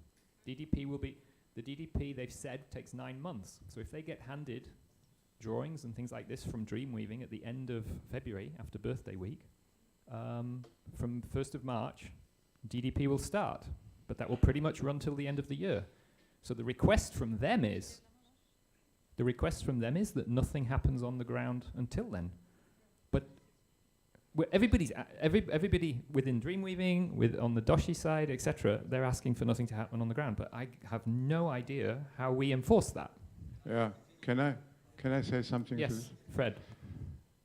I'm next on the list, am I? Yeah. Well, you are now. Can I just answer this? Glenn. Sophie, give him the... Could we in this meeting now suggest that if we support this idea that we go to the secretary, we go to the TDC and look, we've got an idea, we've got everyone behind us. Fantastic. Can you stop the work? Great. Is that something that we can agree to as a community? I could answer something to that, to Glenn, to this particular thing. I think everybody is worried about it, and in effect, the track record of Dreamcatchers is a bit shocking in the sense on that very Sunday, when the Dreamcatchers had their meeting, while you were meeting, action were going on. So I think Glenn is absolutely right. And my sense, and I liked your idea, and if you find the center of the storm, a calm space, can I join? Please. That's another illusion. Sure. And the center of the storm was on Sunday, where you felt happy while the storm was devastating the Bliss Forest. So I totally agree. Let's not go for that. We all are somehow or other, Frederick maybe more than others, political animals somewhere. And I feel the kingpin to reassure Glenn and most of us here that we are not just being taken for a ride while actually things are going on, is Balakrishna Doshi. Great. Balakrishna Doshi addressed this community, and Balakrishna Doshi is the kingpin. The present administration, including the governing board and the political, will listen to Balakrishna Doshi. Fantastic. Not Rajiv, who had maybe another agenda. If this community clearly tells him, thank you for your encouragement, now we need from you an assurance which you please pass on to the administration and to the political power. No action contrary to what the community has decided will be undertaken. They will listen to him. Okay, brilliant.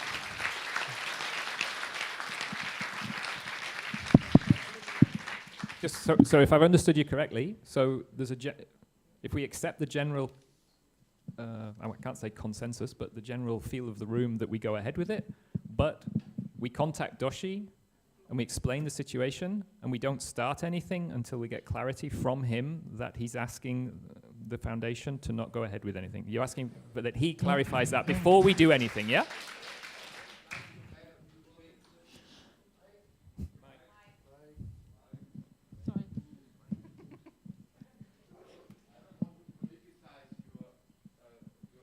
Well, you're not. The room is, if that's what the room wants. No, but cling. The waves are reaching you.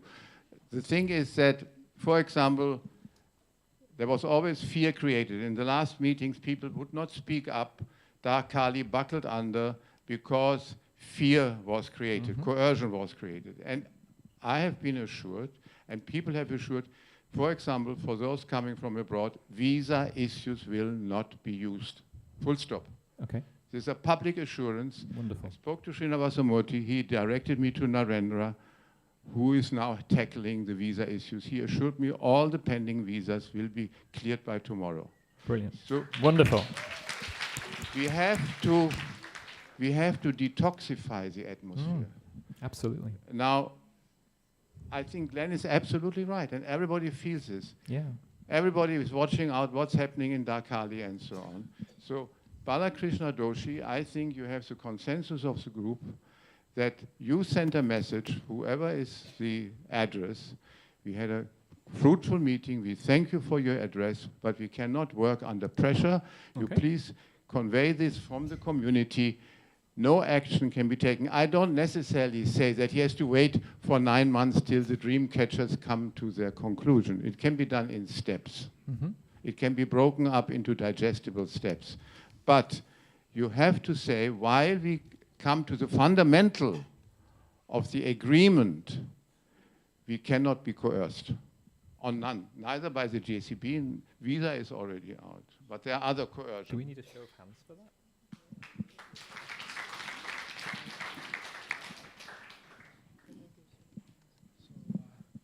Yes, to Glenn, this big question is actually what makes us really struggling at Sleep, because what we have said since the beginning, we will just try to go with this positive collaborative process to create this, as I said since the beginning, the narrative. We can do work together. And at the same time, encourage the external experts to come, see situation on the ground, and to advise on maybe, because we want to move forward, we just need sensibly. We just want to act sensibly. And maybe, and I'm very curious, when neutral planners come and see the analytical work, are there solutions? Are there interesting way to go forward? Because they are neutral and they are knowledgeable, and maybe with some sensibility brought from all the experts here in Auroville. Now, to which degree this movement has the capacity to impact the soon? See, we are looking at the DDP, because at the end of the day, this is the big thing in Auroville, I believe. But to which degree this can impact the soon, we do not know. But I personally wish very much deeply for a time of peace, because I know that if it doesn't happen, if there is no peace on the ground for some time for this process to continue, it will collapse. I'm very, very sure that there will be a moment in which it is very possible, we still will see, it's very possible that we come to the room and the architects are not coming, or those who want to give comments, most of them are not coming. So we ask for peace, we ask for a time of quietness. To which degree this will happen, to which degree this process will prove resilient, we have no idea. It is just, it will be a day-by-day decision. And I don't think it will be made by me or David. It will be made by the collective working on the process. Yeah, is this clear? Yeah? Yeah. But I think it doesn't preclude what Frederick's suggesting. I think we can still contact Doshi and say that there's an overwhelming support. Okay.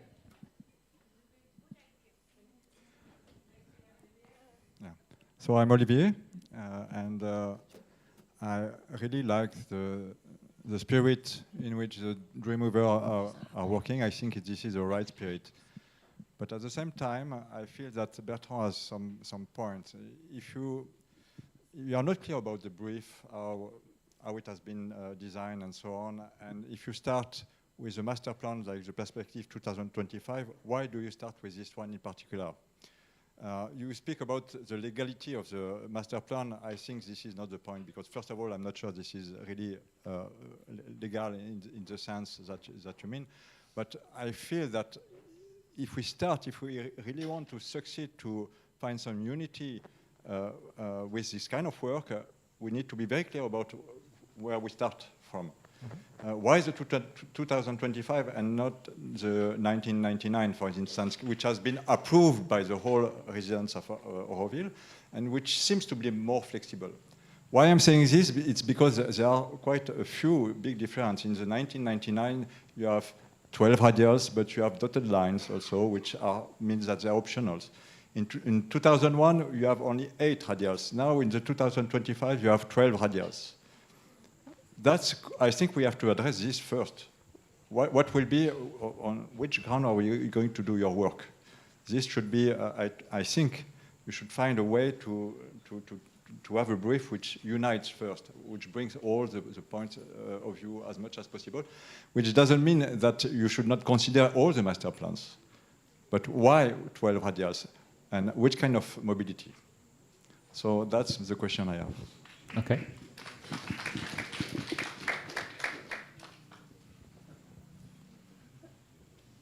I simply don't have an answer to that. You're absolutely, I mean, you're right. I'm not going to disagree with it. I think Omar and I were starting from the point that in this storm that I'm referring to, we have to start somewhere, and there are, to stand in this neutral middle as professionals, if I take two extremes, we have green group on one side that clearly stand for one thing, but we clearly have a group on the other side which are standing for the galaxy, a particular interpretation of it through a particular master plan. So, we have to stop this formation of green. Okay. I'm sorry. Okay. A lot of people in the community. It's a bad formation. Okay, fair enough. Fair point. So there's a lot of people. Okay. Huh? Yeah. Fine. So some people want the city in a certain way, and some people would like green in a certain way. Thank you. And we've just taken what was on the table today to try and move onwards, to try and move forwards. If people want to go into a process to clarify which master plan, when, why, how, please be our guest. I'm not, but both of us have said we're not interested in pushing something that undermines the sense of the collective. And that was what was on the table at the moment. But if people want to question that, Who put it on the table? well, you know who put it on the table. Yes, of course. Yeah. That's what I said from the beginning. At some point, you have to take the reality into consideration. There is a movement strong to implement a master plan as approved by the Ministry of HRD Ministry. Call it legal or not is another matter. And then we have to deal with this consideration. So Tapas is next in line, but if you'd like to answer a really clarifying question, you can do that now briefly, if it's directly to this point. No, it was a comment. Okay, so... What? Okay, thank you. I will put in my list. After Tapas. May I? Okay, just to answer Saro. So, from our perspective, the secretary is pushing the master plan as it stands today because she's saying that that's a legally defined document. I'm not a lawyer. I don't know if it's actually a legally defined document. If people can come forwards and prove it's not, then the whole debate changes. I mean, people say, I've heard many rumors over the years that the second master plan from that time was actually not. It was ratified, but it wasn't agreed by the community, etc. That could. So if we want as a community to put our foot down and say this was wrong, it's no different. Somehow it's not very different than the fact that some people say that the TDC that's there today is not valid because they weren't nominated by the community. We want the truth. From me? No. That's great. It's legal. Fantastic. But it's not, just we want the truth about it. Brilliant. But so we've reached this point and we're offering something. And if any group or anything wants to put this on hold until these truths are discovered and then we come back together again and we discuss it, go for it. I don't know what else to do. I genuinely haven't got a clue.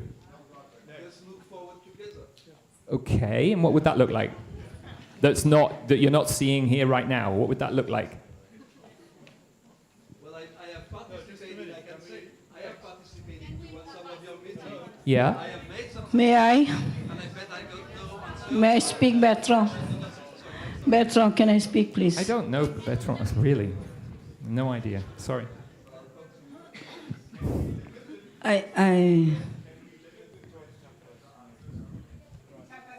I just want to begin by saying thank you to the Dreamers group for having presented.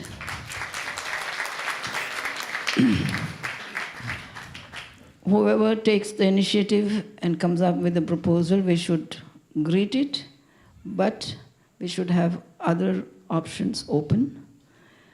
I thank you for your proposal, and let's look at it together and give it time for people to digest. And as now I would get back to what Olivier said following that. My key point is we have to follow the community process. Please follow the process and get the mandate for whatever proposals come up. You mean the mandate for doing this work? Yeah. Okay. Then I think it's, if you're talking about legality, at least through the community process, you have the mandate and you go ahead with your proposal. Okay. But the fact that before even others could speak, you had raising of hands and everybody agreed to your proposal, I would hold it. Let other proposals come and come up with another residents' assembly and let the process approve. Just follow the process. Because tomorrow another group will wake up and we'll ask them, did you get the mandate? Did you follow the process? So let's be fair. Let's be fair for all other groups who may have other proposals. It's just a question of time and not impose anything. Okay, it's totally fine by me. Thank you. We've reacted basically to the request from the secretary of Doshi's office to have the DDP as soon as possible. And in that meeting, this was the timeline that was suggested. But I'm fine. We can push that as far down the road as you like. Not a problem. We complain so often about the load of mandate and all this bureaucratic life that we have taken up, while it's not absolutely indispensable if we are all together. Yeah? I feel that to postpone this process and to say, wait, we are going to go through a resident assembly decision-making is the best way to have Dark Alley put down. Because the secretary and the government are acting because we think that we are stuck in our division. So if we disagree once more here tonight about starting or not starting, then we are sending a signal that we cannot do it, at least for the time being.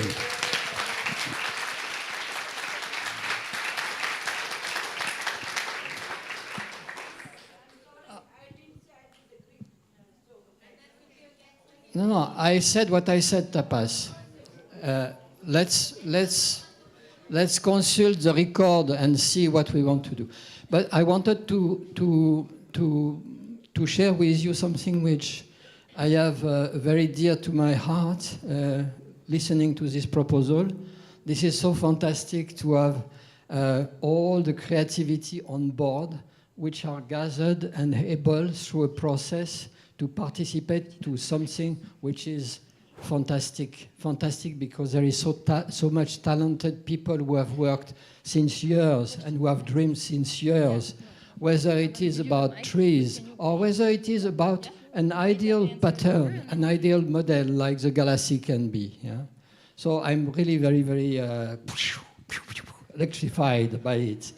But immediately I think, oh, the town is going to start to be built. But remind me, we don't build a town for a town. We build a town for people, isn't it? So how are we going to integrate that? How are we going to open ourselves to new people? We know very well that there is a lot of resistance or doubt or question about the agrandissement of the community. I'm very glad to share this question because we will have to work on it probably in the coming months or years. Thank you.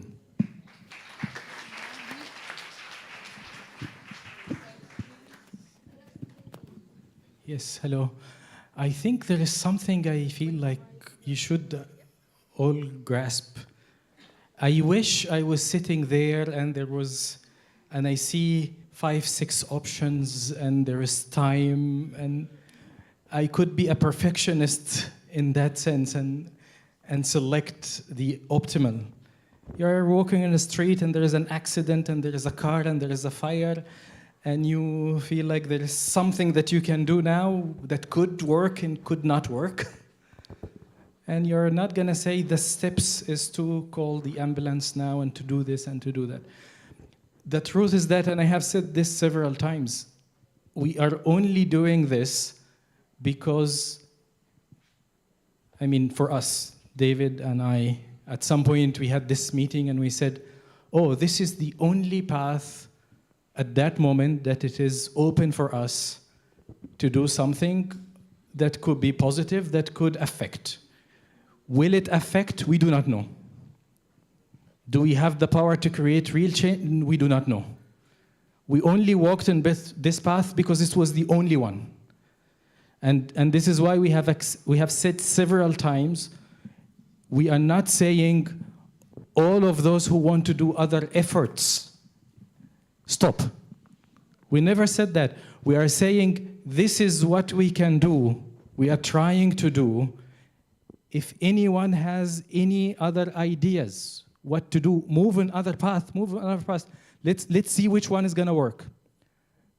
We are not telling you anyone who has a brilliant idea to move forward in a different way, to impact the situation in a different way, stop, this is happening. We are not saying that. Yes, this is the only path offered for us, and we are taking it. And if anyone finds another path to create an impact, please take it.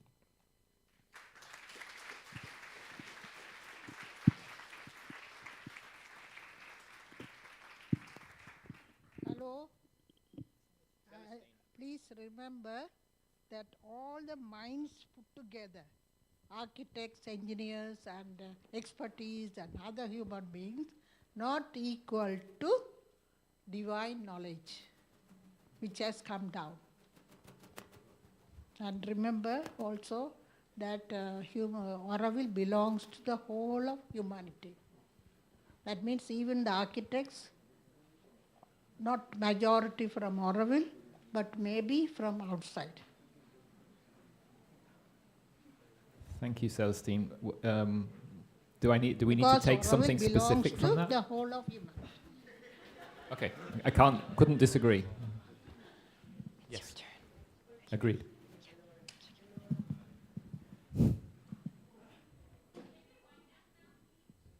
Hello. Hello, everybody. So I think the dream weavers should come to the schools and tell the kids what they want to see on the road.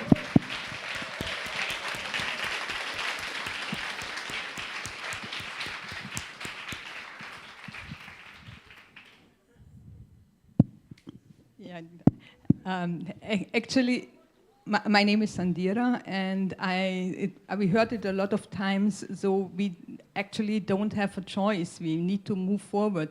And I don't think that there was a community process and which we agreed upon that the youth center got demolished. So if we want to have a community process and wait for a long time, so the other side, or the people who want to move forward won't have community processes. So I think there is a reason that we can move forward with another proposal which actually has the power to bring the community together. And I think we can't afford not to do it. And I'm just wondering, because there might be some clever moves to get the community behind you. So because you can't not only take the pulse of this room, could you spread this and maybe get a pulse in Euronet or with mass bulletins or whatever that we get a wider community who you get a clear yes to moving forward, and that you can sense that the community is behind you. And I'm really thank you, because I think this is the only way we can move together to find a solution as a community and really build Auroville according to what we want. So thank you. So obviously, considering what Omar and I were sharing in the last couple of hours, we take that position. But I think it's important to hear the points of Bertrand, points of Frederick, Olivier. Like, I actually liked what Frederick said around we shouldn't react to fear.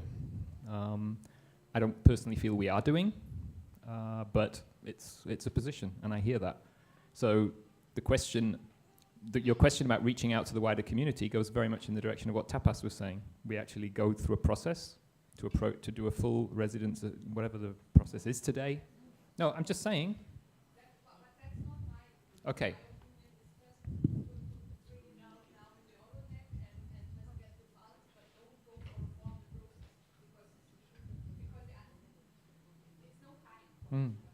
That's my feeling, but other people might have other feelings.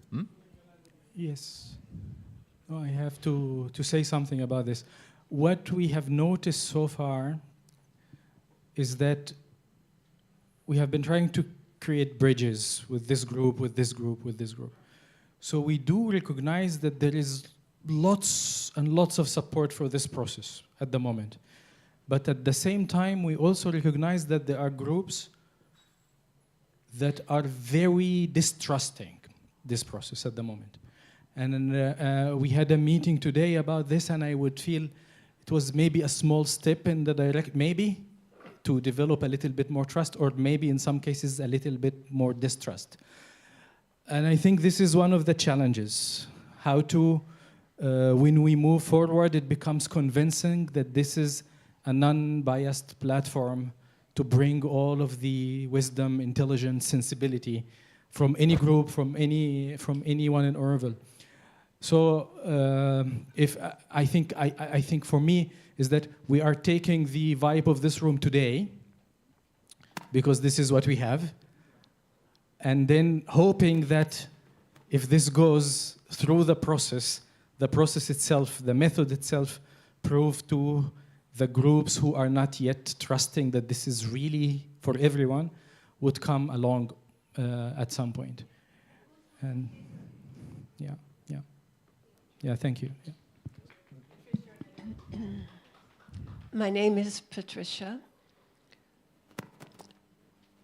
Many intelligent and intuitive species have been created by nature, and we have co-evolved with them. I happen to stand here as one tiny, tiny little speck member of a species that has been granted self-awareness and the beginnings of a psychic possibility. And in the universe, the earth has been chosen for this growth of consciousness. Auroville is said to be the city that the earth needs. So in my consciousness and in my awareness, I want to ask, what does the earth need? I want to ask Earth first, what do you want? In the discussions that I hear, as a human being, I want to do things and get things done and get them going. I've also lived long enough to know that you don't always do things correctly, and you can't stop. You can't wait until things are perfect before you make a start. But you can move with consciousness. My question is that I really need reassurance in order to sleep tonight, that the people who are able to listen, who can hear,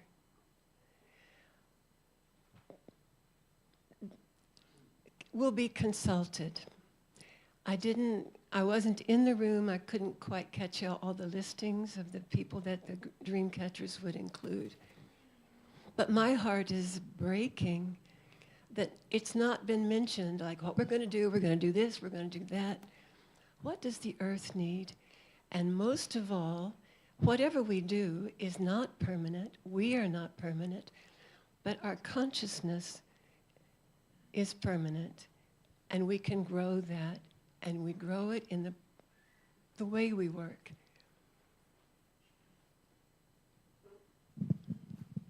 Thank you, Patricia. Are you wanting an answer from me in some form?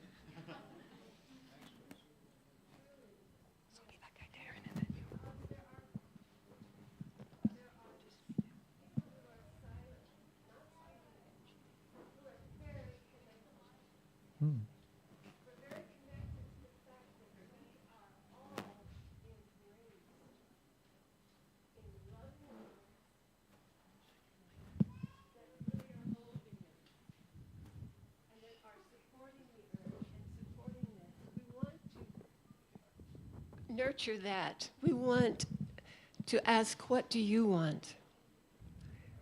But to continue moving. I guess my reassurance from the Dream Catchers team is that you did hear me and will, because I happen to be living here and I have a voice and I'm a Homo sapiens sapiens, that the ones who the little other creatures that have co-evolved with me, including all the ways, not only the creatures, but the processes that nature uses to respirate and to hydrate, that all those processes will be taken into consideration. Well, I think we're going to do the best we can. Yes, I just. Yes, thank you, Patricia. Hi. There is something I wanted to say about this, which is there is anything assuring to sleep tonight? No. I will sleep well tonight because I'm exhausted. That's it. All I know is we are trying. That's it. And we will keep trying, and that's it. Yeah? So just before we come to Darren, I just wanted to check in with the room because it's 6:40. David and Omar have said they'll stay here till midnight if there's that many questions, but that doesn't mean that everyone here has to stay to midnight with them. At the moment, we have 10 more speakers. We'd really like to hear those questions, and we really encourage everybody who wants to hear them to stay here as well. What I've seen, but I don't want to take this as a given, is that there seems to be a sort of level of support to try with this process. Is there a feeling that we need to take another show of hands, or is that feeling so that people could leave if they want to, or are people happy that we take from this that there is a general support so far for this to try? Yes. Okay, then we'll continue with the questions. And if anybody wants to ask any more questions or process, please stay, keep asking us. That's fine. So Darren is next. Hello.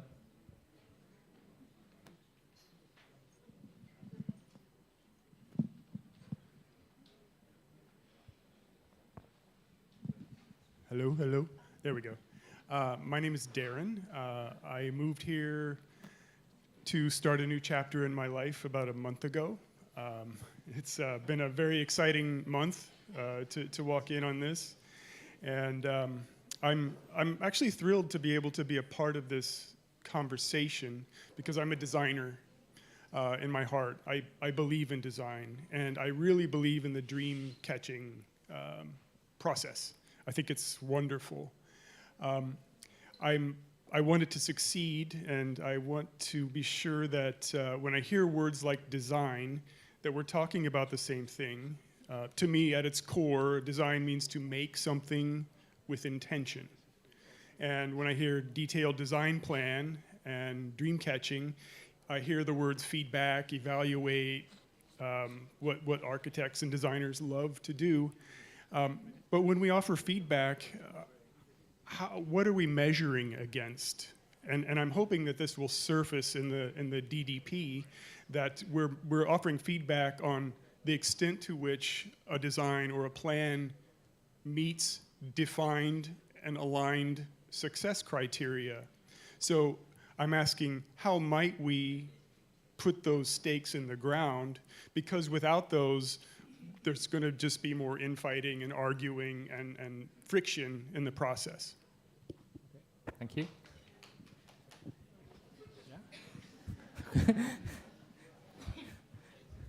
So you are speaking about criteria of evaluation, right? Yeah. How do we know it's good? Yes. I think we tried a little bit to have in the initial brief some criteria of what are the challenges, when do we feel the bioclimatic challenge, the ecosystem challenge, the master plan to vision challenge, the human experience challenge. So this is there. The slow city movement challenge, the city for the yogis challenge. So it's there. But at the same time, I feel, well, the Dreamweavers will meet. They will have debate. They will have discussions. The experts will meet. It's a process of meeting and discussion, and I hope that through this process, more collective criteria of what we dream about here. What's the dream? And I actually believe it's a fantastic question, because I believe one of the most needed outcomes of this is to develop this criteria. So the development of the criteria is somehow integral to the design process. Even the brief giving a start, but the whole collective discussion hopefully will lead this. Yeah? Yeah. Lily? Hi. I just wanted to give a response or my understanding of the process of the RA, that a lot of the feedback that's happened here, I would encourage everyone to give that as feedback to the RA, because it's a parallel process. That's my understanding. I mean, I'm delighted by this method that's being proposed today, definitely personally, but I also think that a lot of the questions that are coming up are going to be addressed in the meeting we have on Sunday, which is the RA meeting, the second RA meeting. So maybe that you use we use that opportunity to give feedback and to include this. So to me, that's very clear that this process is an option that we can then include, because the question that the RA meetings are addressing right now are that we have a pause in development, and then on to further notice of the RA, and that further notice could involve asking this dreamweaving process to be a part of the decision-making process in the detailed development plan. So I just wanted to make the comment that for us now, all of these feedbacks that we're giving now and all of the questions that have come up, direct those towards the feedback towards the RA, and let's include that in our meeting on Sunday, which is when they can be addressed and when we can make that decision as a community, with the knowledge we've received today from the presentation. Thank you, Lily. Sorry. Oh, and the deadline for the feedback is Thursday, so please send your feedback in by Thursday.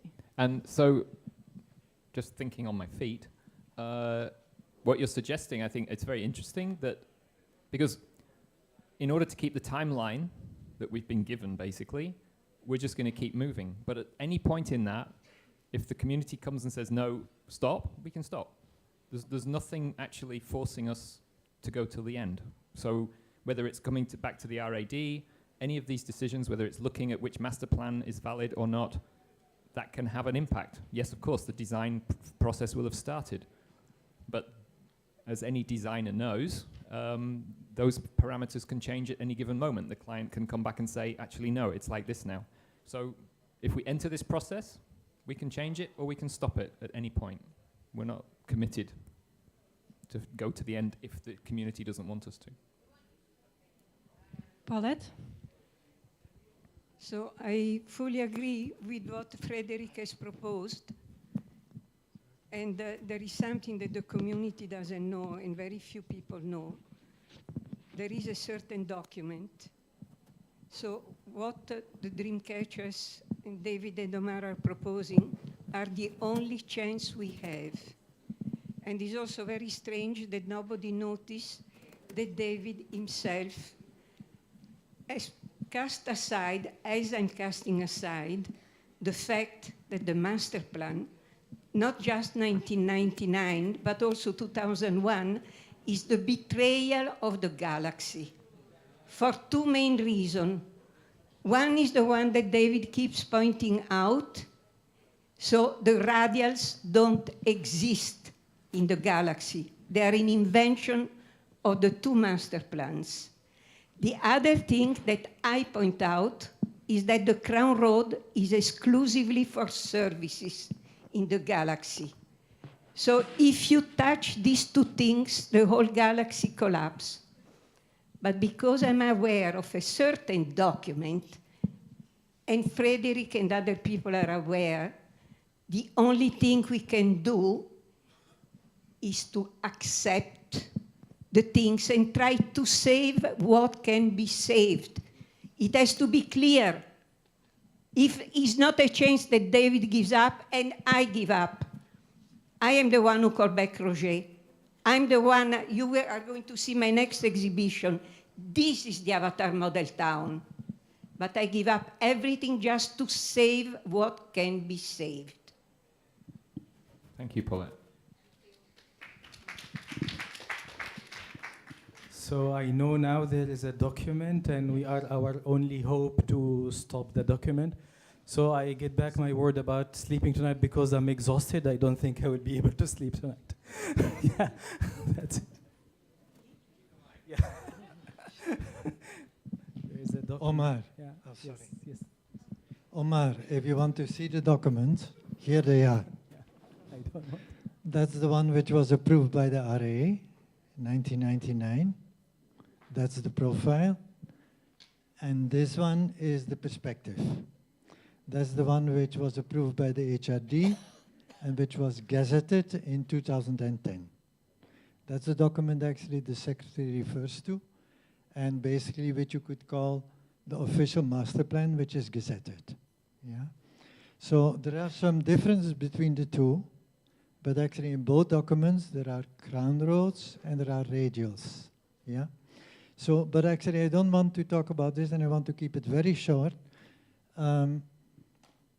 When I was listening to the dream weaving process, before this I have been thinking, how do we get out of this problem, this division? And I was actually listening to you and your presentations with tears in my eyes, because somehow you are trying to bridge and you are center yourself in the middle. That's precisely where I myself stand. And I really appreciate not only your effort, but I feel as a community that we should really stand behind you, not delay it. There is no need for having approval from the RA even. If you can have that, okay, that's a fine support. But there is no need for an approval of the RA because you are an independent, transparent, collaborative group who encourages participation, that's very clear. And anybody within the community, any group within the community can come up with a process and proposals. Thank you so much.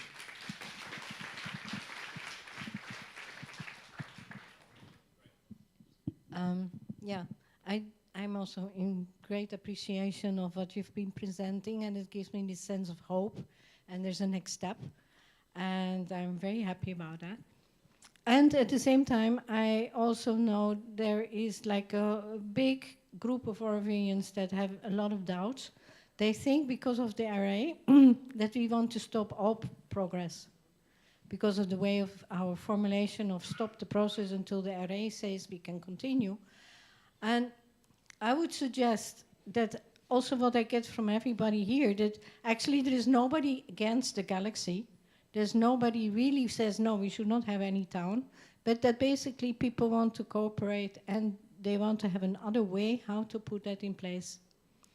So I would like to see, can we as a group people here and maybe also people that already went out, can we actually make a statement like, don't worry, we're not here to stop all the development, but we give us a little bit more time to go into a process.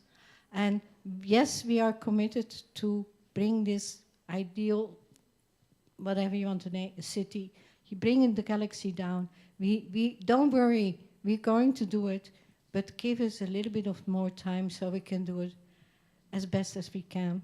And if you want, cooperate, because there's people who want to be in a hurry because they think if they don't start the road before the end of this financial year, the money is gone.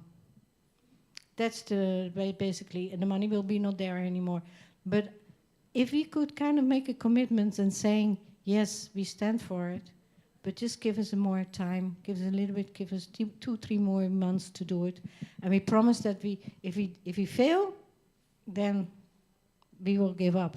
But we want to do everything that we can to make it right. So this is a question not only to you, but can we make a petition saying we are committed? We are committed to make it, but we are committed to make it together.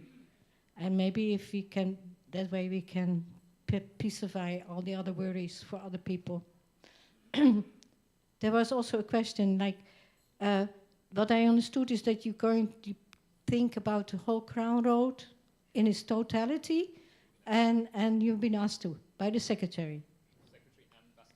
So actually we have like an indication that she also is very interested to do that way, no? So we can maybe trust that also. And maybe she's also a little bit more patient that it cannot be done overnight. So maybe we should kind of emphasize that, please, help us. Because it would be very interesting also to have bits and pieces, to know you're going to do the full, but what about this piece? I found it very interesting. Okay, that's all I had to say. Thank you. Thanks, Sonia. If I've understood you correctly, I mean, firstly, if anybody wants to start any petition, go for it. But what I've just understood you saying goes for me in line with the suggestion that we write something to Doshi and we ask him, I think it's what Frederick was suggesting, that we ask Doshi to fully support the hold on development until something emerges. Is that correct? Did I understand? But also get the RA in line with it, just to present it, and maybe if there are worries from a lot of people that it will never happen if we get again to talk about it, that if we make a statement that we are committed and that we just need a little bit more time, then maybe that urge to do it quickly, because otherwise we lose the money, will kind of get suited, hopefully. So then simultaneously, again, if I've understood, what Lily was suggesting with the continuation of the RAD, I mean, these things can all happen concurrently at the same time. Yeah. I mean, I'm not in a position to go with the Residents' Assembly, et cetera, but we're happy to let what wants to happen in that regard. Is that correct? Fabian.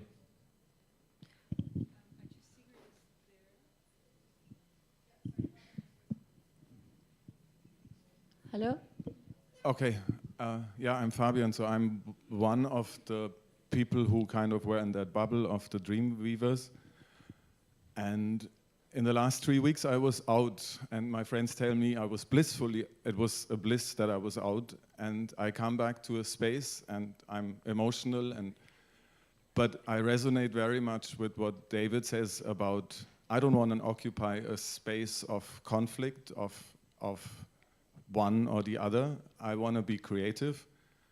And for me, I told David and Oma, and I say it now, I be part of that dream weaving step by step. And of course, I would wish that the development stops, or whatever the destruction stops, but I cannot expect it. And I understand, and I find it very great, that you're honest enough to say that there is no guarantee. I have all the questions, what Bertrand asked, who are we working for, where is the brief, what will happen with our work, is it guaranteed that the Vastu Shilpa Foundation will take it in? I don't know.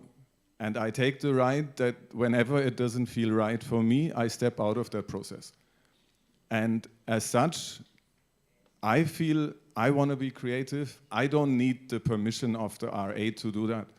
And I think all the people who feel called for that kind of way, they just come, or they do something else creative, like Glenn or like the RAD or what all. I do that, and for me, that it doesn't need an RA approval. Okay, thank you, Fabian. What comes to me right now as you're speaking, with this idea that, of course, anybody can drop out of this process whenever they feel the energy's off and things are happening on the ground, whatever. I've just suddenly realized that Omar and I are in a position, with Mona also, if we're holding this process, it's going to be more of a challenge, actually, because at what point do we say, this has to stop, we can't go on? Omar kind of said, we'll just know, either nobody shows up that day or whatever, but we're going to be in this too. Whatever's going on week by week, month by month, it's a big question. I have no answer to that either. I just have to take it day by day.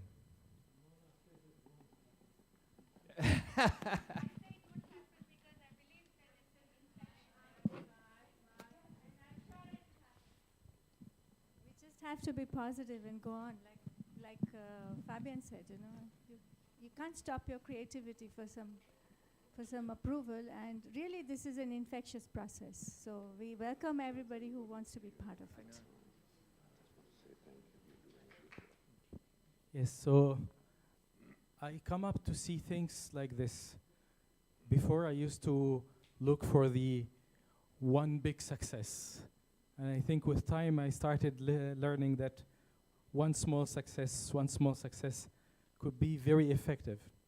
So when we were thinking about this, I thought, if only the workshop happens, which is 4, 5, 6 of Jan, and all of these researches and ideas and studies come to show in one place, and all documented, one success, right?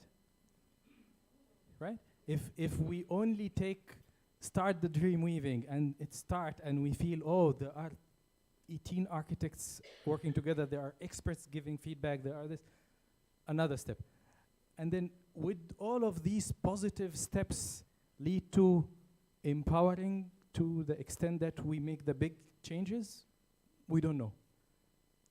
All that we know, let's target the small success and then the next small success and see. Yeah, thank you. Thank you. Hello, it's working. First of all, I wanted to thank you, Omar. Hello, Omar. Somebody home? Omar. Somebody home? Hello. I wanted to say thank you to Omar, my friend and former neighbor, and David here, because it's an excellent process, which is the need of the hour, and it needs to be. I'm very happy to say that the mood of the house is clear. We are all behind you, and this thing is supposed to happen.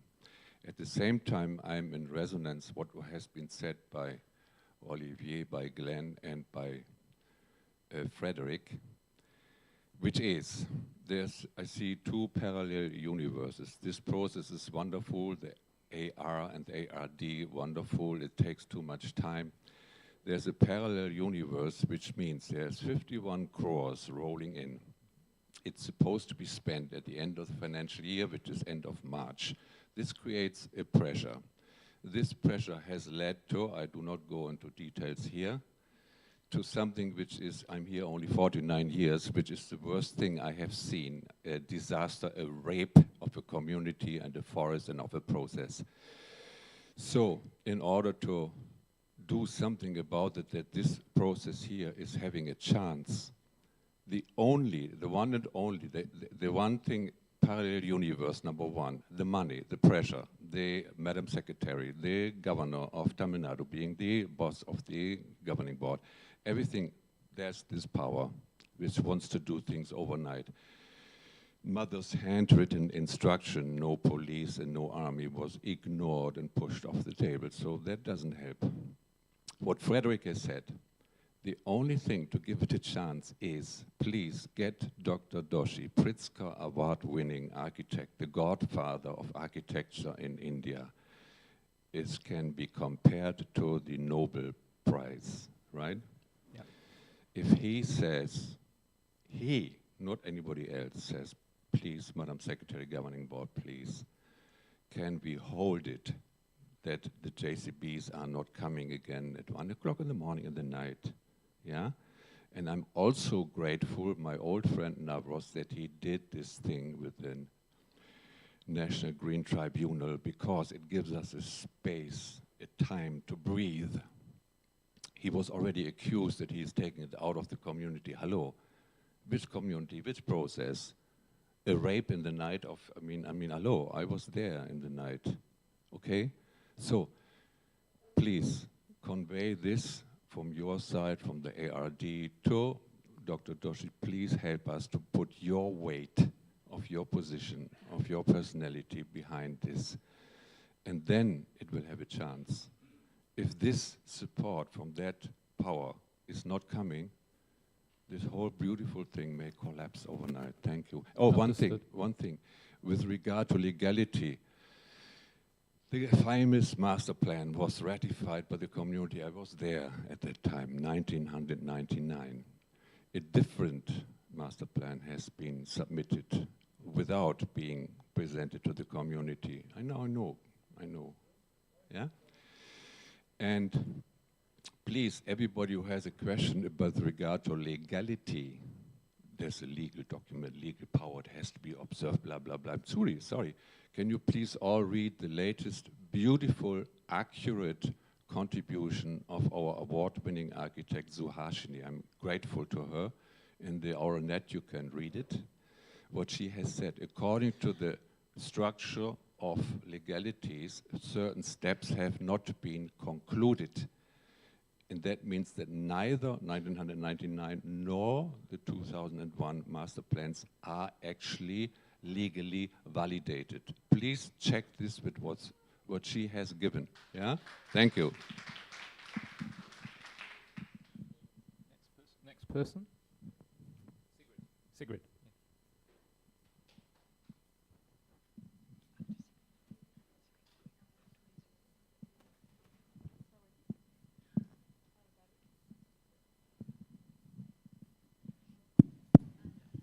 Hello.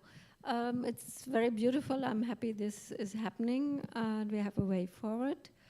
As you know, I'm concerned with the land, and I'm a bit puzzled because we seem to be talking as if we own all the land. We don't. And architecture maybe less, but town planning should be concerned with how much, if you have the land for your project or not, and also mobility around. And I think the mobility around the master plan area is actually the priority number one. We can do in the city area a little at our pace, but around the master plan, we have to look at it because a huge population is there. I hear that the transactions of land in our area, what we think is our area, we don't own it, are huge. Every day land is sold, land is transferring to new owners. The new owners are probably not going to do farming, and they're probably going to put resorts, they're probably put cafes, they probably put housing colonies, layouts, they're probably gonna put commercial agriculture with pumping a lot of water. They're probably not going to plant forest, and they're probably not doing what we would like to see happening. Maybe some will do. Some might also do something similar to us. We have no clue. And the land protection is very, very urgent. We as a community have failed to do anything about it. We have not raised the funds. We have studied the land protection options, and I would hope that the Auroville Foundation, as they are legally the landowners, would come forward to protect the land in whatever way is possible. So the land use, first of all. And that would give us time to raise the funds to purchase the land, particularly in the greenbelt. We own only 50% of the land. Some, of course, is villages, they will stay there. We have to cooperate with the panchayats, find ways of cooperating, and we can do a detailed development plan, but it has to be also harmonized with the development in our area. We can't just decide it for ourselves. It has to be also discussed with the panchayats, and all what we plan should also be looked at in this light, one more dimension in your dream weaving. So I call on everybody to help fundraise for the land, because prices are not going down and time is precious.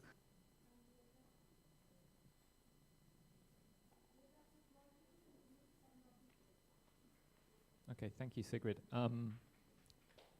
The mobility question is vital, and my hope is that if we go ahead with the dream weaving, that we're anyway focused mainly on the crown. It's very difficult to do that without a mobility plan, to say what that should look like. That's just the bind that we're in. But the idea would be that we could come up with a sort of ideal situation on the crown that we give to Doshi's office, because it will be their job to actually come with a working mobility plan. So we're giving them ideas from our side of how it should feel, how it should look. As far as the land goes, fully agree with you.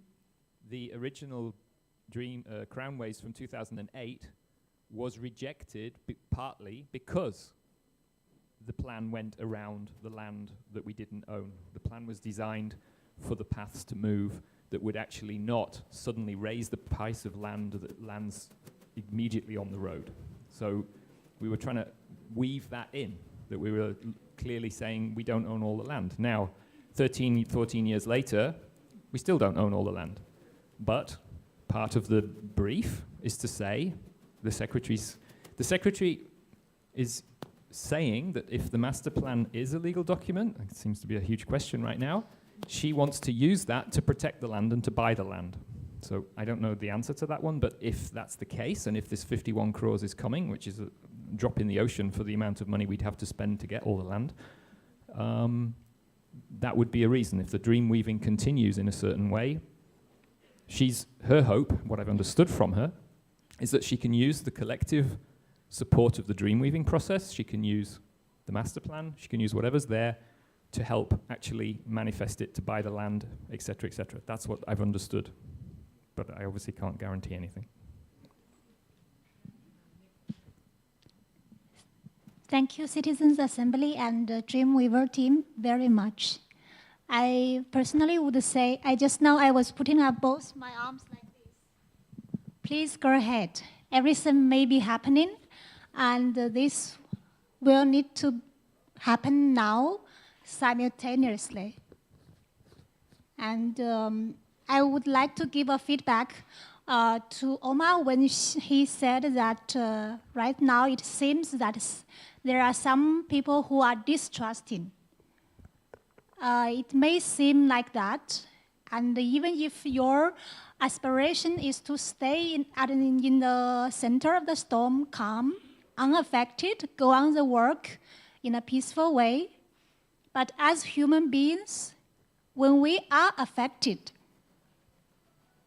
let us acknowledge that and seek out the healers in the Quiet Healing Center or elsewhere, the dance and other circles.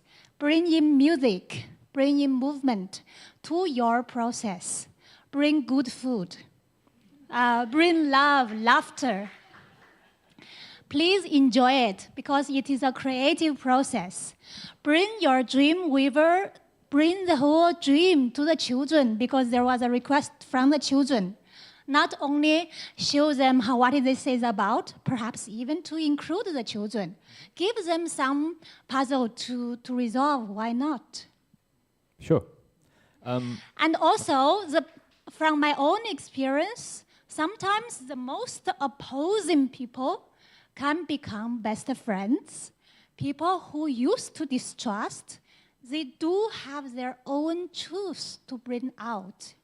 And if you can see through that, see through all those emotions, and get that truth out and bring to your participation, and you are going to really present something truly, truly integral, which is larger, much more than what we can dream of. Because this dream weaver is catching mother's dream as embodied in our collective and personal dreams. That's why we are dreaming together. Thank you. Thank you. I'm very happy that you mentioned fun. I think anybody here who was part of the dream catching and dream weaving processes had the experience that whenever we met, people usually left happier than when they arrived. And for me, that's a fairly good sign that we might be doing something right. And I hope that continues in the months to come.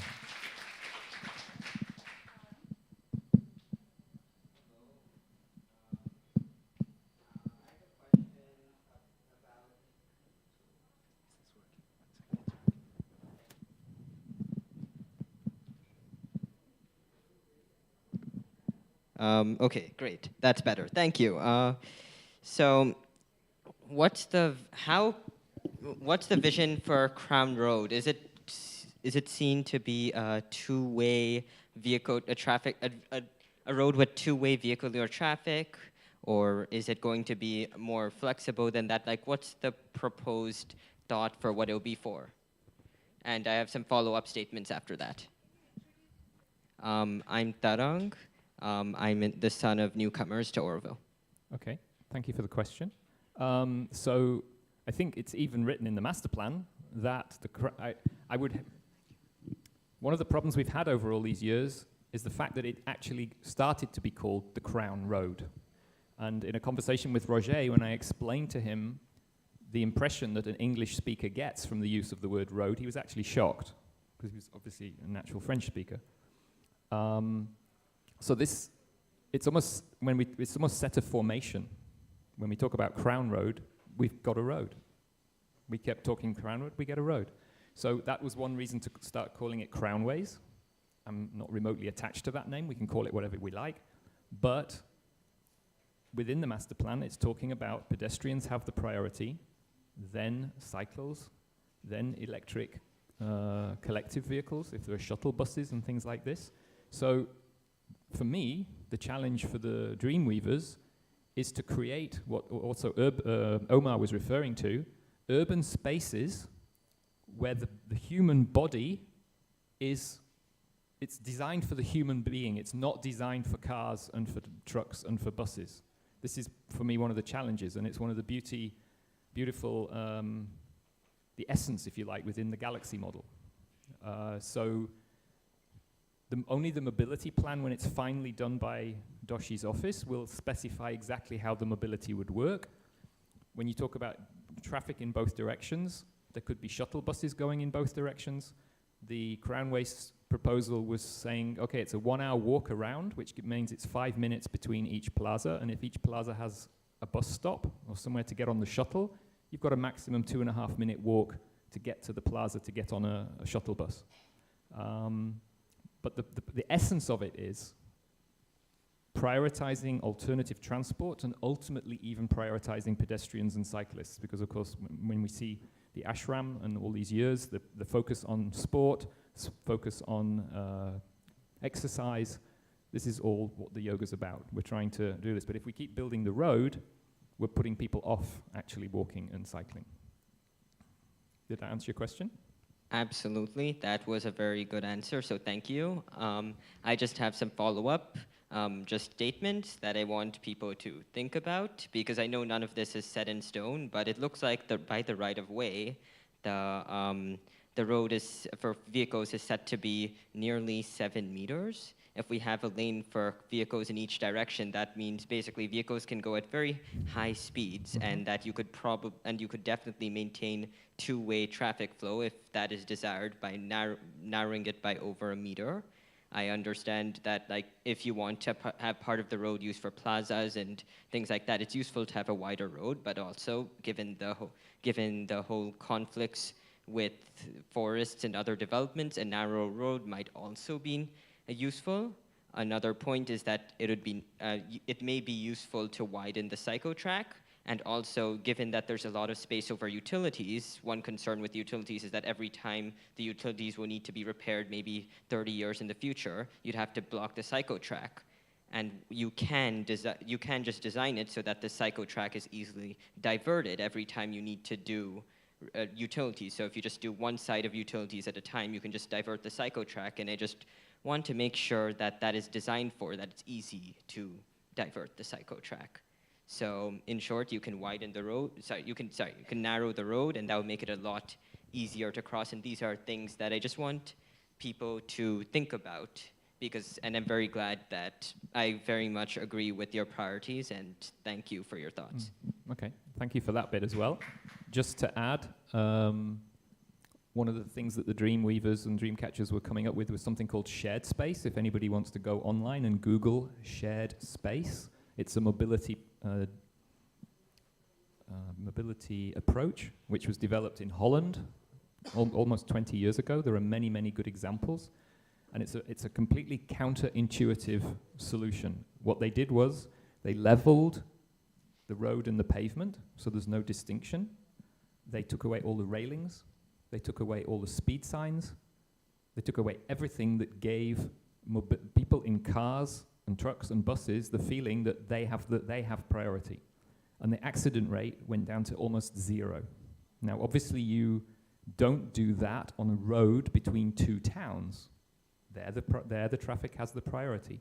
But in something like the Crown, if you do shared space, the bigger the vehicle that we're going to need deliveries. People are going to have to deliver things, hopefully with a fleet of electric trucks of some sort. But the bigger the vehicle, the more careful you have to be.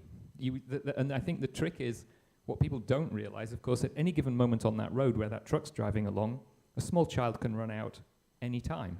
But that child is in that moment in danger.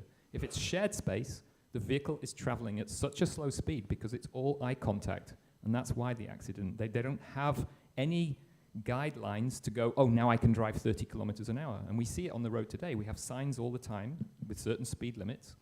And I think Kalpana residents did a survey, and there's a huge percentage of Aurovilians and guests and workers all driving over the speed limit. Okay? So we need to address at a core, this is where what we're trying to do now with Doshi's office is to address these issues. Because you can use, and I think you were alluding to that in your questions, we can use design solutions to move in the direction of what Mother's dream for Auroville was. And when she said a slow speed, we have to feel into that, and we have to sort of say, well, why did she say a slow speed? What is that? And it's not just signs saying 15, 20, 25 kilometers an hour, whatever it actually is. It's about a level of consciousness and an approach to being in Auroville and to moving around in Auroville. Nico? Okay. Nico? Hello, my name is Nico. Nico. First of all, I'd like to say that this dream weaving process is really amazing. It actually gave me some confidence in everything that's going on. I listened to a talk also from Doshi, which was online, and it was really amazing. And I think, like so many people have said already, I think this process is exactly what we need. And I don't think anybody is opposing the process. But for me, something that I've seen is that there is a complete disconnect between this process and what is happening on the ground. And I think the problem is there. And I think the issues are not the process itself, but maybe the starting point. Where do we begin this process? And people have raised questions about the legality of the master plan. And I don't know exactly all these things. There are people that know much better. But one thing that I see is that when I look at the Galaxy plan, it's a beautiful, beautiful plan that is inclusive, it's dynamic, and it leaves a lot of space for interpretation. And when I look at the master plan, it seems to me that a sort of rigidity crept in, which is now causing problems. And I see that the process that the dream weaving process is exactly this inclusive and dynamic process which we need, and which is actually the galaxy plan. And there is a few things, even in the master plan, that don't really make sense to me. I hope I can just find it here. It's written here that no person shall commence or carry out any development unless he or she has received the written approval from the prescribed authority. And to my understanding, this authority, the first authority, is the RA. And I think the processes that have been going on now are not approved by the RA. So who has given the authority, who has given the go-ahead to start like this? I don't understand, and it's a question I have. Another thing that is here in the master plan itself, that development proposals will be considered only if the development is, and there is a point here, effectively eco-friendly and environmentally appropriate as may be decided in each case.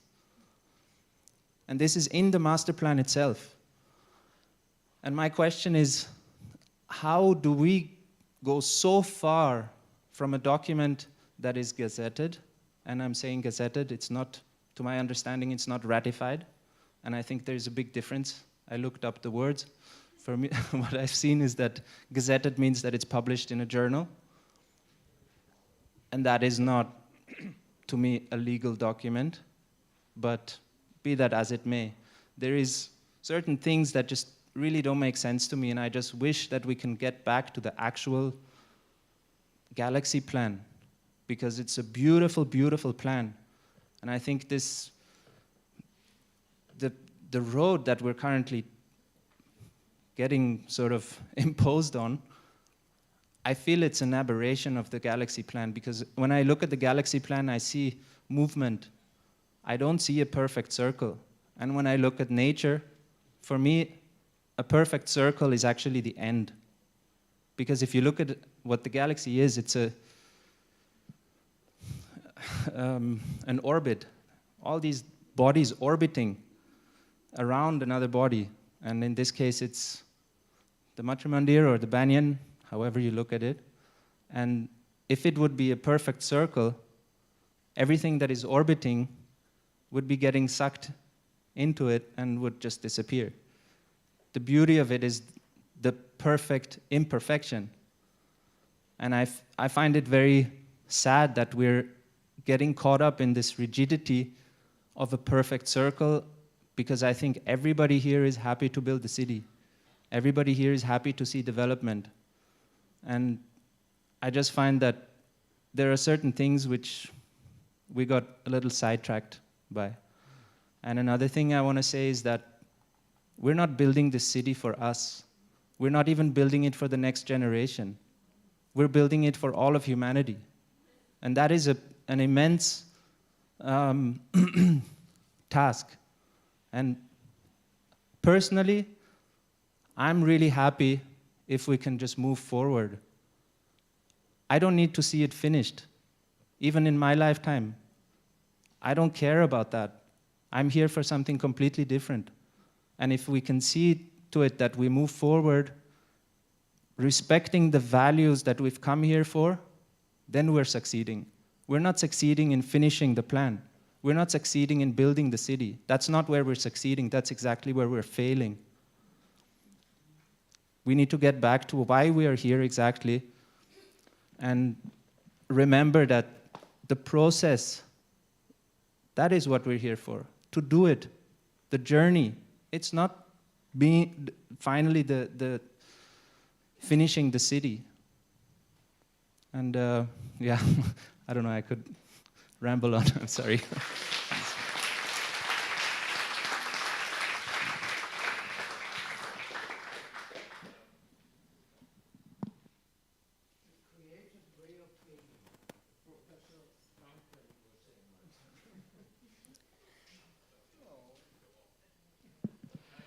Oh yeah, please. Yeah, I just want to support what you were saying. And for me, we are the cathedral builders of the 21st century. Like, we will not see the final result. And I think there's a profound humility in that work. And now I've completely forgotten the other thing I wanted to say. Yeah, forgotten. It'll come back. I cut short because when I asked to speak, I didn't know it was 7:30. So I just want to reinforce what I said before informally. Please go ahead with the schedule that you already shown. It's very important that there is a movement forward and constructive. So whatever way, we don't have the control of what's happening in the ground. You cannot have that, but it's important that this effort is made. Yeah, you have the support of a close collaboration with Doshi office, and that is a very important opportunity in this direction. I share some of the concern and point regarding the brief which were expressed by Bertrand, Olivier, and Glenn, but I feel we should not wait for perfection to move and go ahead. So action is more important, and proactive action from the community is a key element. I have only two comments to say very quick. One is related to the master plan. I don't think we should enter into dispute on legality or non-legality. A master plan has been approved by the Resident Assembly in 1999 with the clear scope to give land protection, to give a legal framework to protect the area of Auroville from unwanted private development. This is also the reason why the version of 2001 has been gazetted. The fact that at the moment the master plan of 2001 is not used in the way that, for example, we would like to be used, it may be subject to many interpretations. I don't agree with the rigid administrative interpretation that is applied today. I've been working in L'Avenir for many years, and we have a totally different interpretation of the master plan and this guidance role. So please don't question the legality of the master plan, because it will weaken the fabric of Auroville vis-a-vis the private development. So that we have to be critical of the action that is taken away, the rigid way that is interpreted, but please don't do that because it will harm our own situation. Two quick comments is regarding the master plan. Things are evolving. In fact, the master plan speaks of the right-of-way of 30 meters. We changed L'Avenir d'Auroville in 2013 or 14 to the 16.7, which is now due to very relevant town planning and urban design situation. Still, I'm afraid that we have a very difficult task in terms of challenge, because we are talking of a crown that is supposed to be designed for human element, but we have the basic brief, which is made of 16.7 meter, where we cannot have tree because they interfere with the infrastructure, and we talk that pedestrian has to have the priority. So question obviously raised, why have to go on a paved, unshaded road? Why to walk there instead of walking simply through a path through a green? I mean, that is so.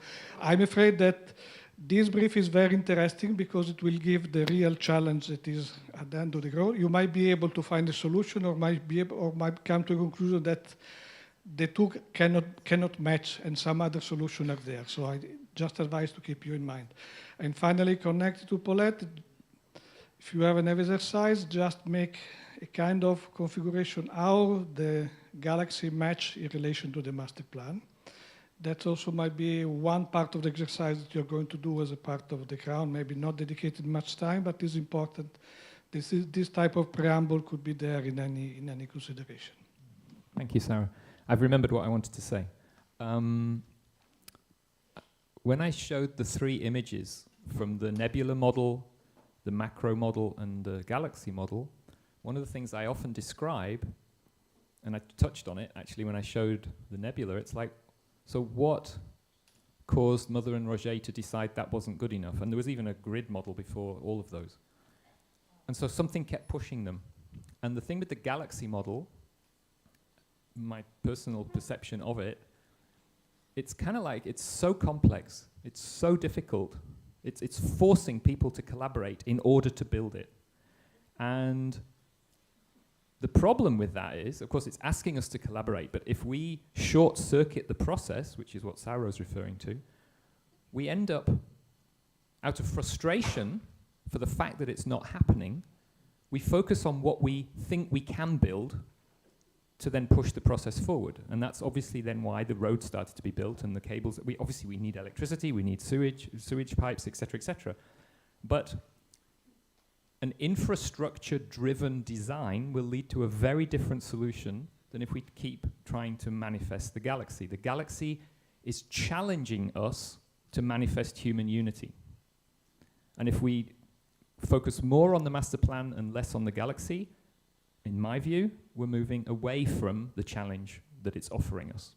So I'm actually, in a strange way, grateful that the Secretary's come and has brought us here together. I'm not happy with how it was done, but at the end of the day, I have not, in my 24 years here, I have not seen a moment like we have today, not just here in the room, but in general, that can bring us all together in the way that it is doing. So.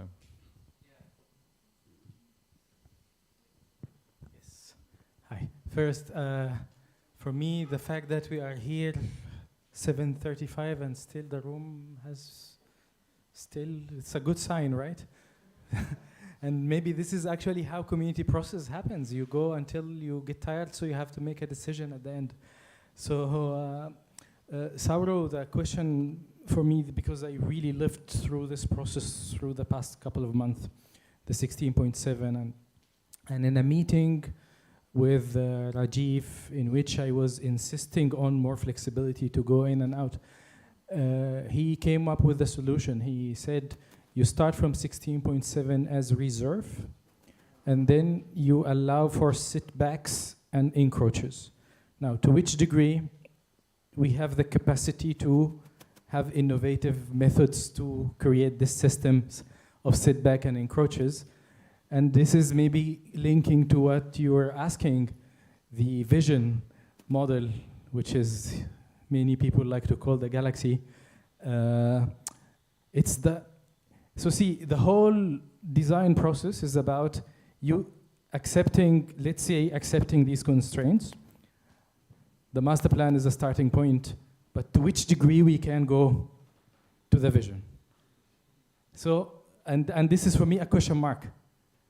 And just getting some sense of to which degree we can do that will be very good and information to everybody. Yeah. Hi, my name is Giulio. I have a few points. First one is, I'm very grateful that there is no time limit to speak. Usually in any meeting and so on, very fast. So people cannot think and cannot listen because they are concentrated on what they have to say. Thank you for that. Second, I want to engage myself in this adventure because that is exactly why I came to Auroville. I came to Auroville not for the mother, not for Sri Aurobindo. I didn't even know that. I came here because human unity in diversity. That's what caught me here. Today, a few hours, we have been speaking here with respect and listening. Okay. There is no agenda. The only agenda here is to try to do something together. And that is what the only way we have to get out of the impasse we are. And yes, we cannot do anything, as David and Omar said, with respect to what is happening. Maybe, yeah, we might ask for solidarity and so on, but the process should go on because it's not driven by any agenda. It's just driven by this willingness of doing it together. Why, for me, is that important? Because today we have a situation where the community is split in two.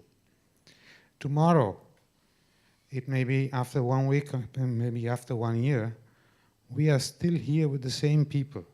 And if we don't heal this fracture, if we don't heal this division, and doesn't matter how much we have been hurt, I'm also been personally hurt by what happened, but How can we trust people who are going to sit in any working group or whatever if they belong to the other faction?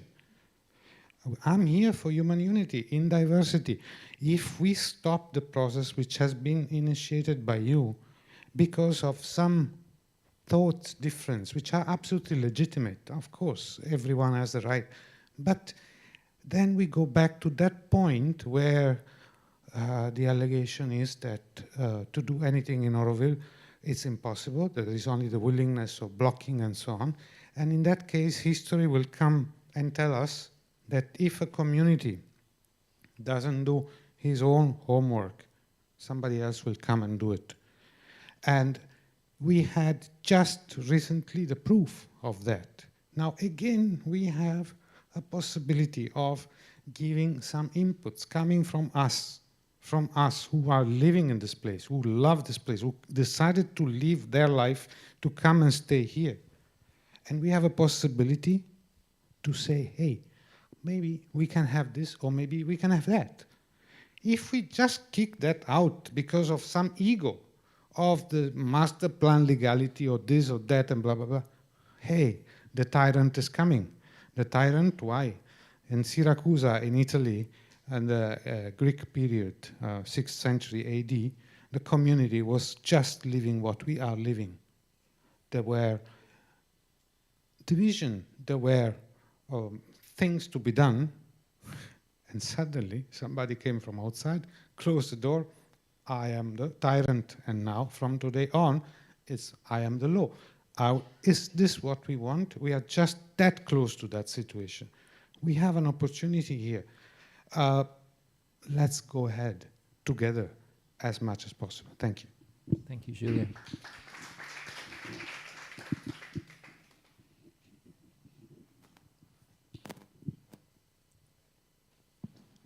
It's on? Yes. Well, after hearing Giulio speak, you touched my biggest passion, which is healing, and I'm having some dreams, and I hope they happen in my lifetime, about this community healing, but I am kind of speechless about it and very, very sad about it because I don't see. But when I put up my hand, I had very down-to-earth question, which was about temperature. You said, you even said a number, I don't remember, it was 6 or 8 degrees or something there, whatever. But every time when I see that beautiful spiral image, I have this naive maybe question, is this all concrete? And I get like panicky. Because driving from Quiet or from Ponte to Auroville and coming there towards Picciandiculam, the temperature drops for a few degrees. And then when I've been to youth center last few weeks, and that road that's been cut there, the temperature there is already now in December different than few meters left or few meters right, and it's only red earth. So I'm very happy that at one of these presentations you said something like, well, this is absolutely not contemporary planning. You would never do in contemporary planning just chop down all the trees. So I'm really, really hoping that this is kind of, I don't know, number 1 or 0 priority, that would be taken into consideration. So you can comment if you want, and then I have another point. No, the first question is about materiality. The model of the vision model is a mass model. It's to show the logic, the geometrical configuration, the shape grammar, but it doesn't say all of this is this material. It doesn't even say all of this is built volumes. Sometimes it is shade, sometimes. So if we see it with sensibility, it offers all of these possibilities of not having the typical image of a city that we want to avoid. The second note, it has this capacity. It's only up for us to take it. The second question is, the second comment on the what I said about not, in planning, and I keep saying this, usually I would suggest always in 3 steps. If there is a right of way in which you can still get some trees to be part of the landscape, I would first go with the first step and clean all mulus or trees of foreign trees, not of value, not old. Keep the trees of quality, of certain age, indigenous, because that opened the door how to use them in the streetscape. And then you go through a design process, and then you see to which degree they can be part of the street atmosphere. And here I'm not saying it from the point of view of those who are having more experience with trees, because I don't have this knowledge. It comes more from the planning and architecture sense. Whatever makes the streetscape more livable, right? And then the third step would be the trees that cannot get within the streetscape according to the concept and the design, because you also have to maintain the essence of the concept, right? If they can be moved, they move. If they cannot be moved for some reason, this is the hard part in which you cut. So it's neither a fully conservative approach, because still if it is designated as a built environment of certain density, you cannot keep every tree, right? But at the same time, it's a sensible approach in which you see to which degree you can keep the trees that could be of value to the quality of the street. Yeah. And the second thing, I'm also not sure if it's part of the architectural planning, but it's a little bit what Rakal kind of for me is connecting to that. And I also remember at some point you were speaking about plan according to how much population the future city has. So that the plan is also made like that. So it's not like, okay, now we made the road, but it's like, or whatever, circle or whatever it is, Crown Way.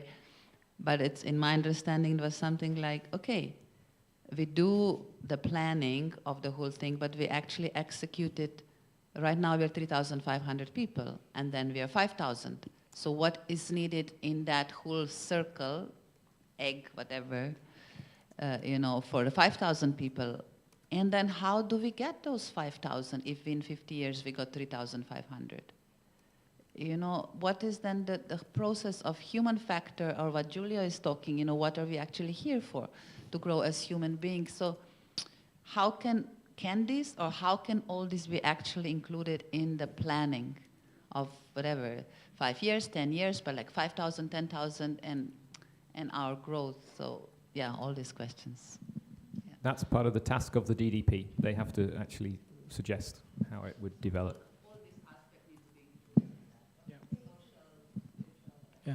So, but I think it touched to something, because there is also direction of, because we are developing gradually, we design piece by piece, and then we wait for the next, and then we design another piece.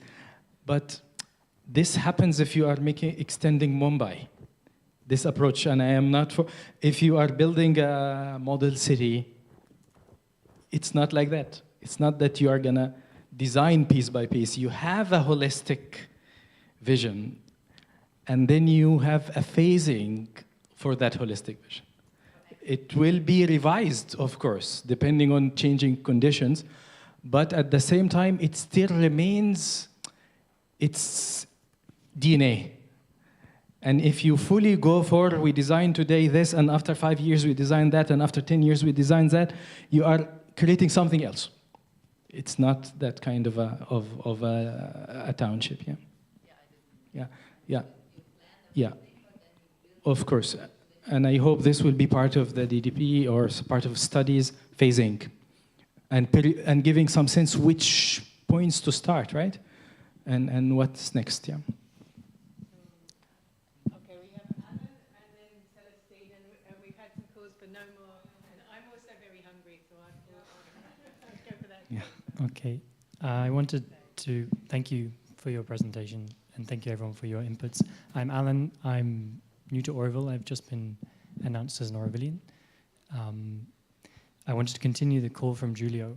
Actually, my suggestion is to protect the integrity of what you are bringing, to keep in that collaborative space to build the new narrative. No matter what else happens, actually, that's my invitation to you, because for me, Auroville in a sense is like a collective marathon. And it's very difficult with all the pressure that we're under right now to see long term. This is one way of looking at how we take one step and 2 steps and 3 successful steps. So I really value that. But I feel like actually the integrity of what you're offering, even if it gets really tough, to call on all the resource that you need, even if all the architects drop out. Turn that around, get that feedback on what do we learn for the next process, so that if the dynamic is different in a year's time or in 3 years' time or in 5 years' time, for the next round and revision and renewal of a master plan for 2050 that thinks about villages and thinks about climate change and these things, we will need the integrity of what we're learning here. So really cling on to that. And yeah, so that's my invitation for you. Yeah. Thank you, Alan. Just to point out to everybody, Alan actually comes from the UK and has quite a lot of planning experience there. So I'm kind of vaguely hoping when you say that you might actually help to hold that part of it. So not to put any pressure on you, of course. I would love to. And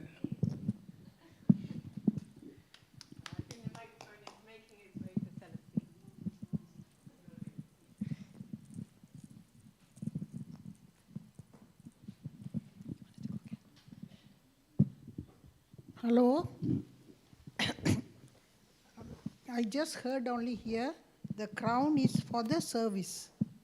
I didn't hear this before. Anyway, I have already thought of a crown project, and it is similar to Tiruvannamala, sadhus settling down on the 14 kilometer around the mountain, Girivalam. And thousands and thousands sadhus are coming and even lying there, resting there, and huge generosity developing all over to give food every day, and many other things. Camp, medical camp on the same site, and even car is provided to bring food for people. The sweaters and raincoat and everything, they see it in the video and go on pushing to give more to the sadhus. So I feel Auroville is not for sadhus but for the humanity, and this 4 kilometer, which is the Crown Road, according to me, it is not even 16 meter, not enough. It can be even 24 if it is possible anywhere, so that even the service for humanity, for public. At the moment we have visitor center and people are guided like goats and animals through that lane and coming to the visitor center, the view pass, and then take them away. Where are the public coming here for us to see them? We are all meeting only each of us. We don't know what is humanity, what is the suffering they have. We are not hearing anything which is from there. So let us integrate now at the moment, at least from 22, every step we at least meditate that Auroville belongs to the whole humanity. Everyone chant it, because it is for that. So we are just seeing each other and happy. We are not thinking of the humanity. At least now wake up. So this road service, this clearing of this crown, perhaps is very good. That I even send a photo for the letter to Secretary, Crown Road Project already, from this photo of the Tiruvannamala. All of you can watch on YouTube, Tiruvannamala, Girivalam Road, Sadhus. You will see it every day. So the money will pour in here. We don't know what is opening ourselves to the humanity. Thank you, Celestine. A quick response to that, actually. what she's referring to, of course, if we could get our mobility concept right, where effectively polluting traffic is kept out, what we already see today, what you said isn't quite right, because thanks to Nicole and Peter Clarence Smith, there are many, many bicycles available in the visitor center, which I see all the time cycling around in Auroville. So anybody visiting Auroville, just for the day, can rent a cycle and can go through the town. Now, the more we move in the direction of alternative mobility, whether someone wants to take a bicycle, whether somebody wants to walk or whatever, it's open. Some people just want to go and look at the Matramandia, take a photo and a selfie and go away again. But you're absolutely right. We need to encourage that as many people who are in the spirit of what we are here for can move around and interact in the same way that Aurovilians do. So I don't see a contradiction, and I like the idea with Tiruvannamalai with the... Absolutely. Yes.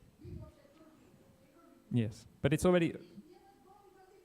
But we already have... absolutely, Celestine. But we already have it. We have the cycle. We have people, dozens of people cycling around Auroville every day. And I don't see Aurovilians running for the hills. So, yes. Agreed. Absolutely. Okay. Thank you. So yes, no, I want to close on 2 notes, and then you close, and then yes. Before I make no, you will close on 1, and so no. Before I make my magic trick and disappear in the Caribbean for the next couple of months, no, couple of things. Always when I to evaluate, I think always on neutral evaluation is very important. What we have done in the past few months to get to this point, I think is really a positive step that could have an impact, and hopefully, or not, but it can. But to look today at the room and the outside and the number of acceptance, very, very encouraging. But at the same time, I always, when I come a room like this, I focus more on who is not here. And that's very important, because collective planning processes, inclusive planning processes, can actually work when it includes the different sections. And I think to have this reality, how this group will be able to reach out to the groups who are not here today, and to convince to come, or how the work itself, its integrity, bring them, that will be really when I say that's success. And I think we can only again try and see which step, the next step that we can make to make it, again another small success. Yeah. On a positive note, one of the reasons when we were saying let's have it on the 27th of December, I felt like of all the beating that we have got through this year, we need to end on a positive note. Just ending the year on a positive note. So that was partially our trial to do this, and Happy New Year to everyone. Yeah, thank you. Yeah. Okay, looks like I'm finishing. So thank you everybody for coming. My impression was that we got the go-ahead to at least start the process. I think what I also said is if anybody wants to follow it with other processes, whether that's connecting it to the RAD in some way, if people want to stop what we're doing, totally fine. Questioning things, we're not in a position to do anything except focus on what we're doing. So we'll start that, and having thanked you all, I would suggest we all just have a few seconds of silence to finish the meeting.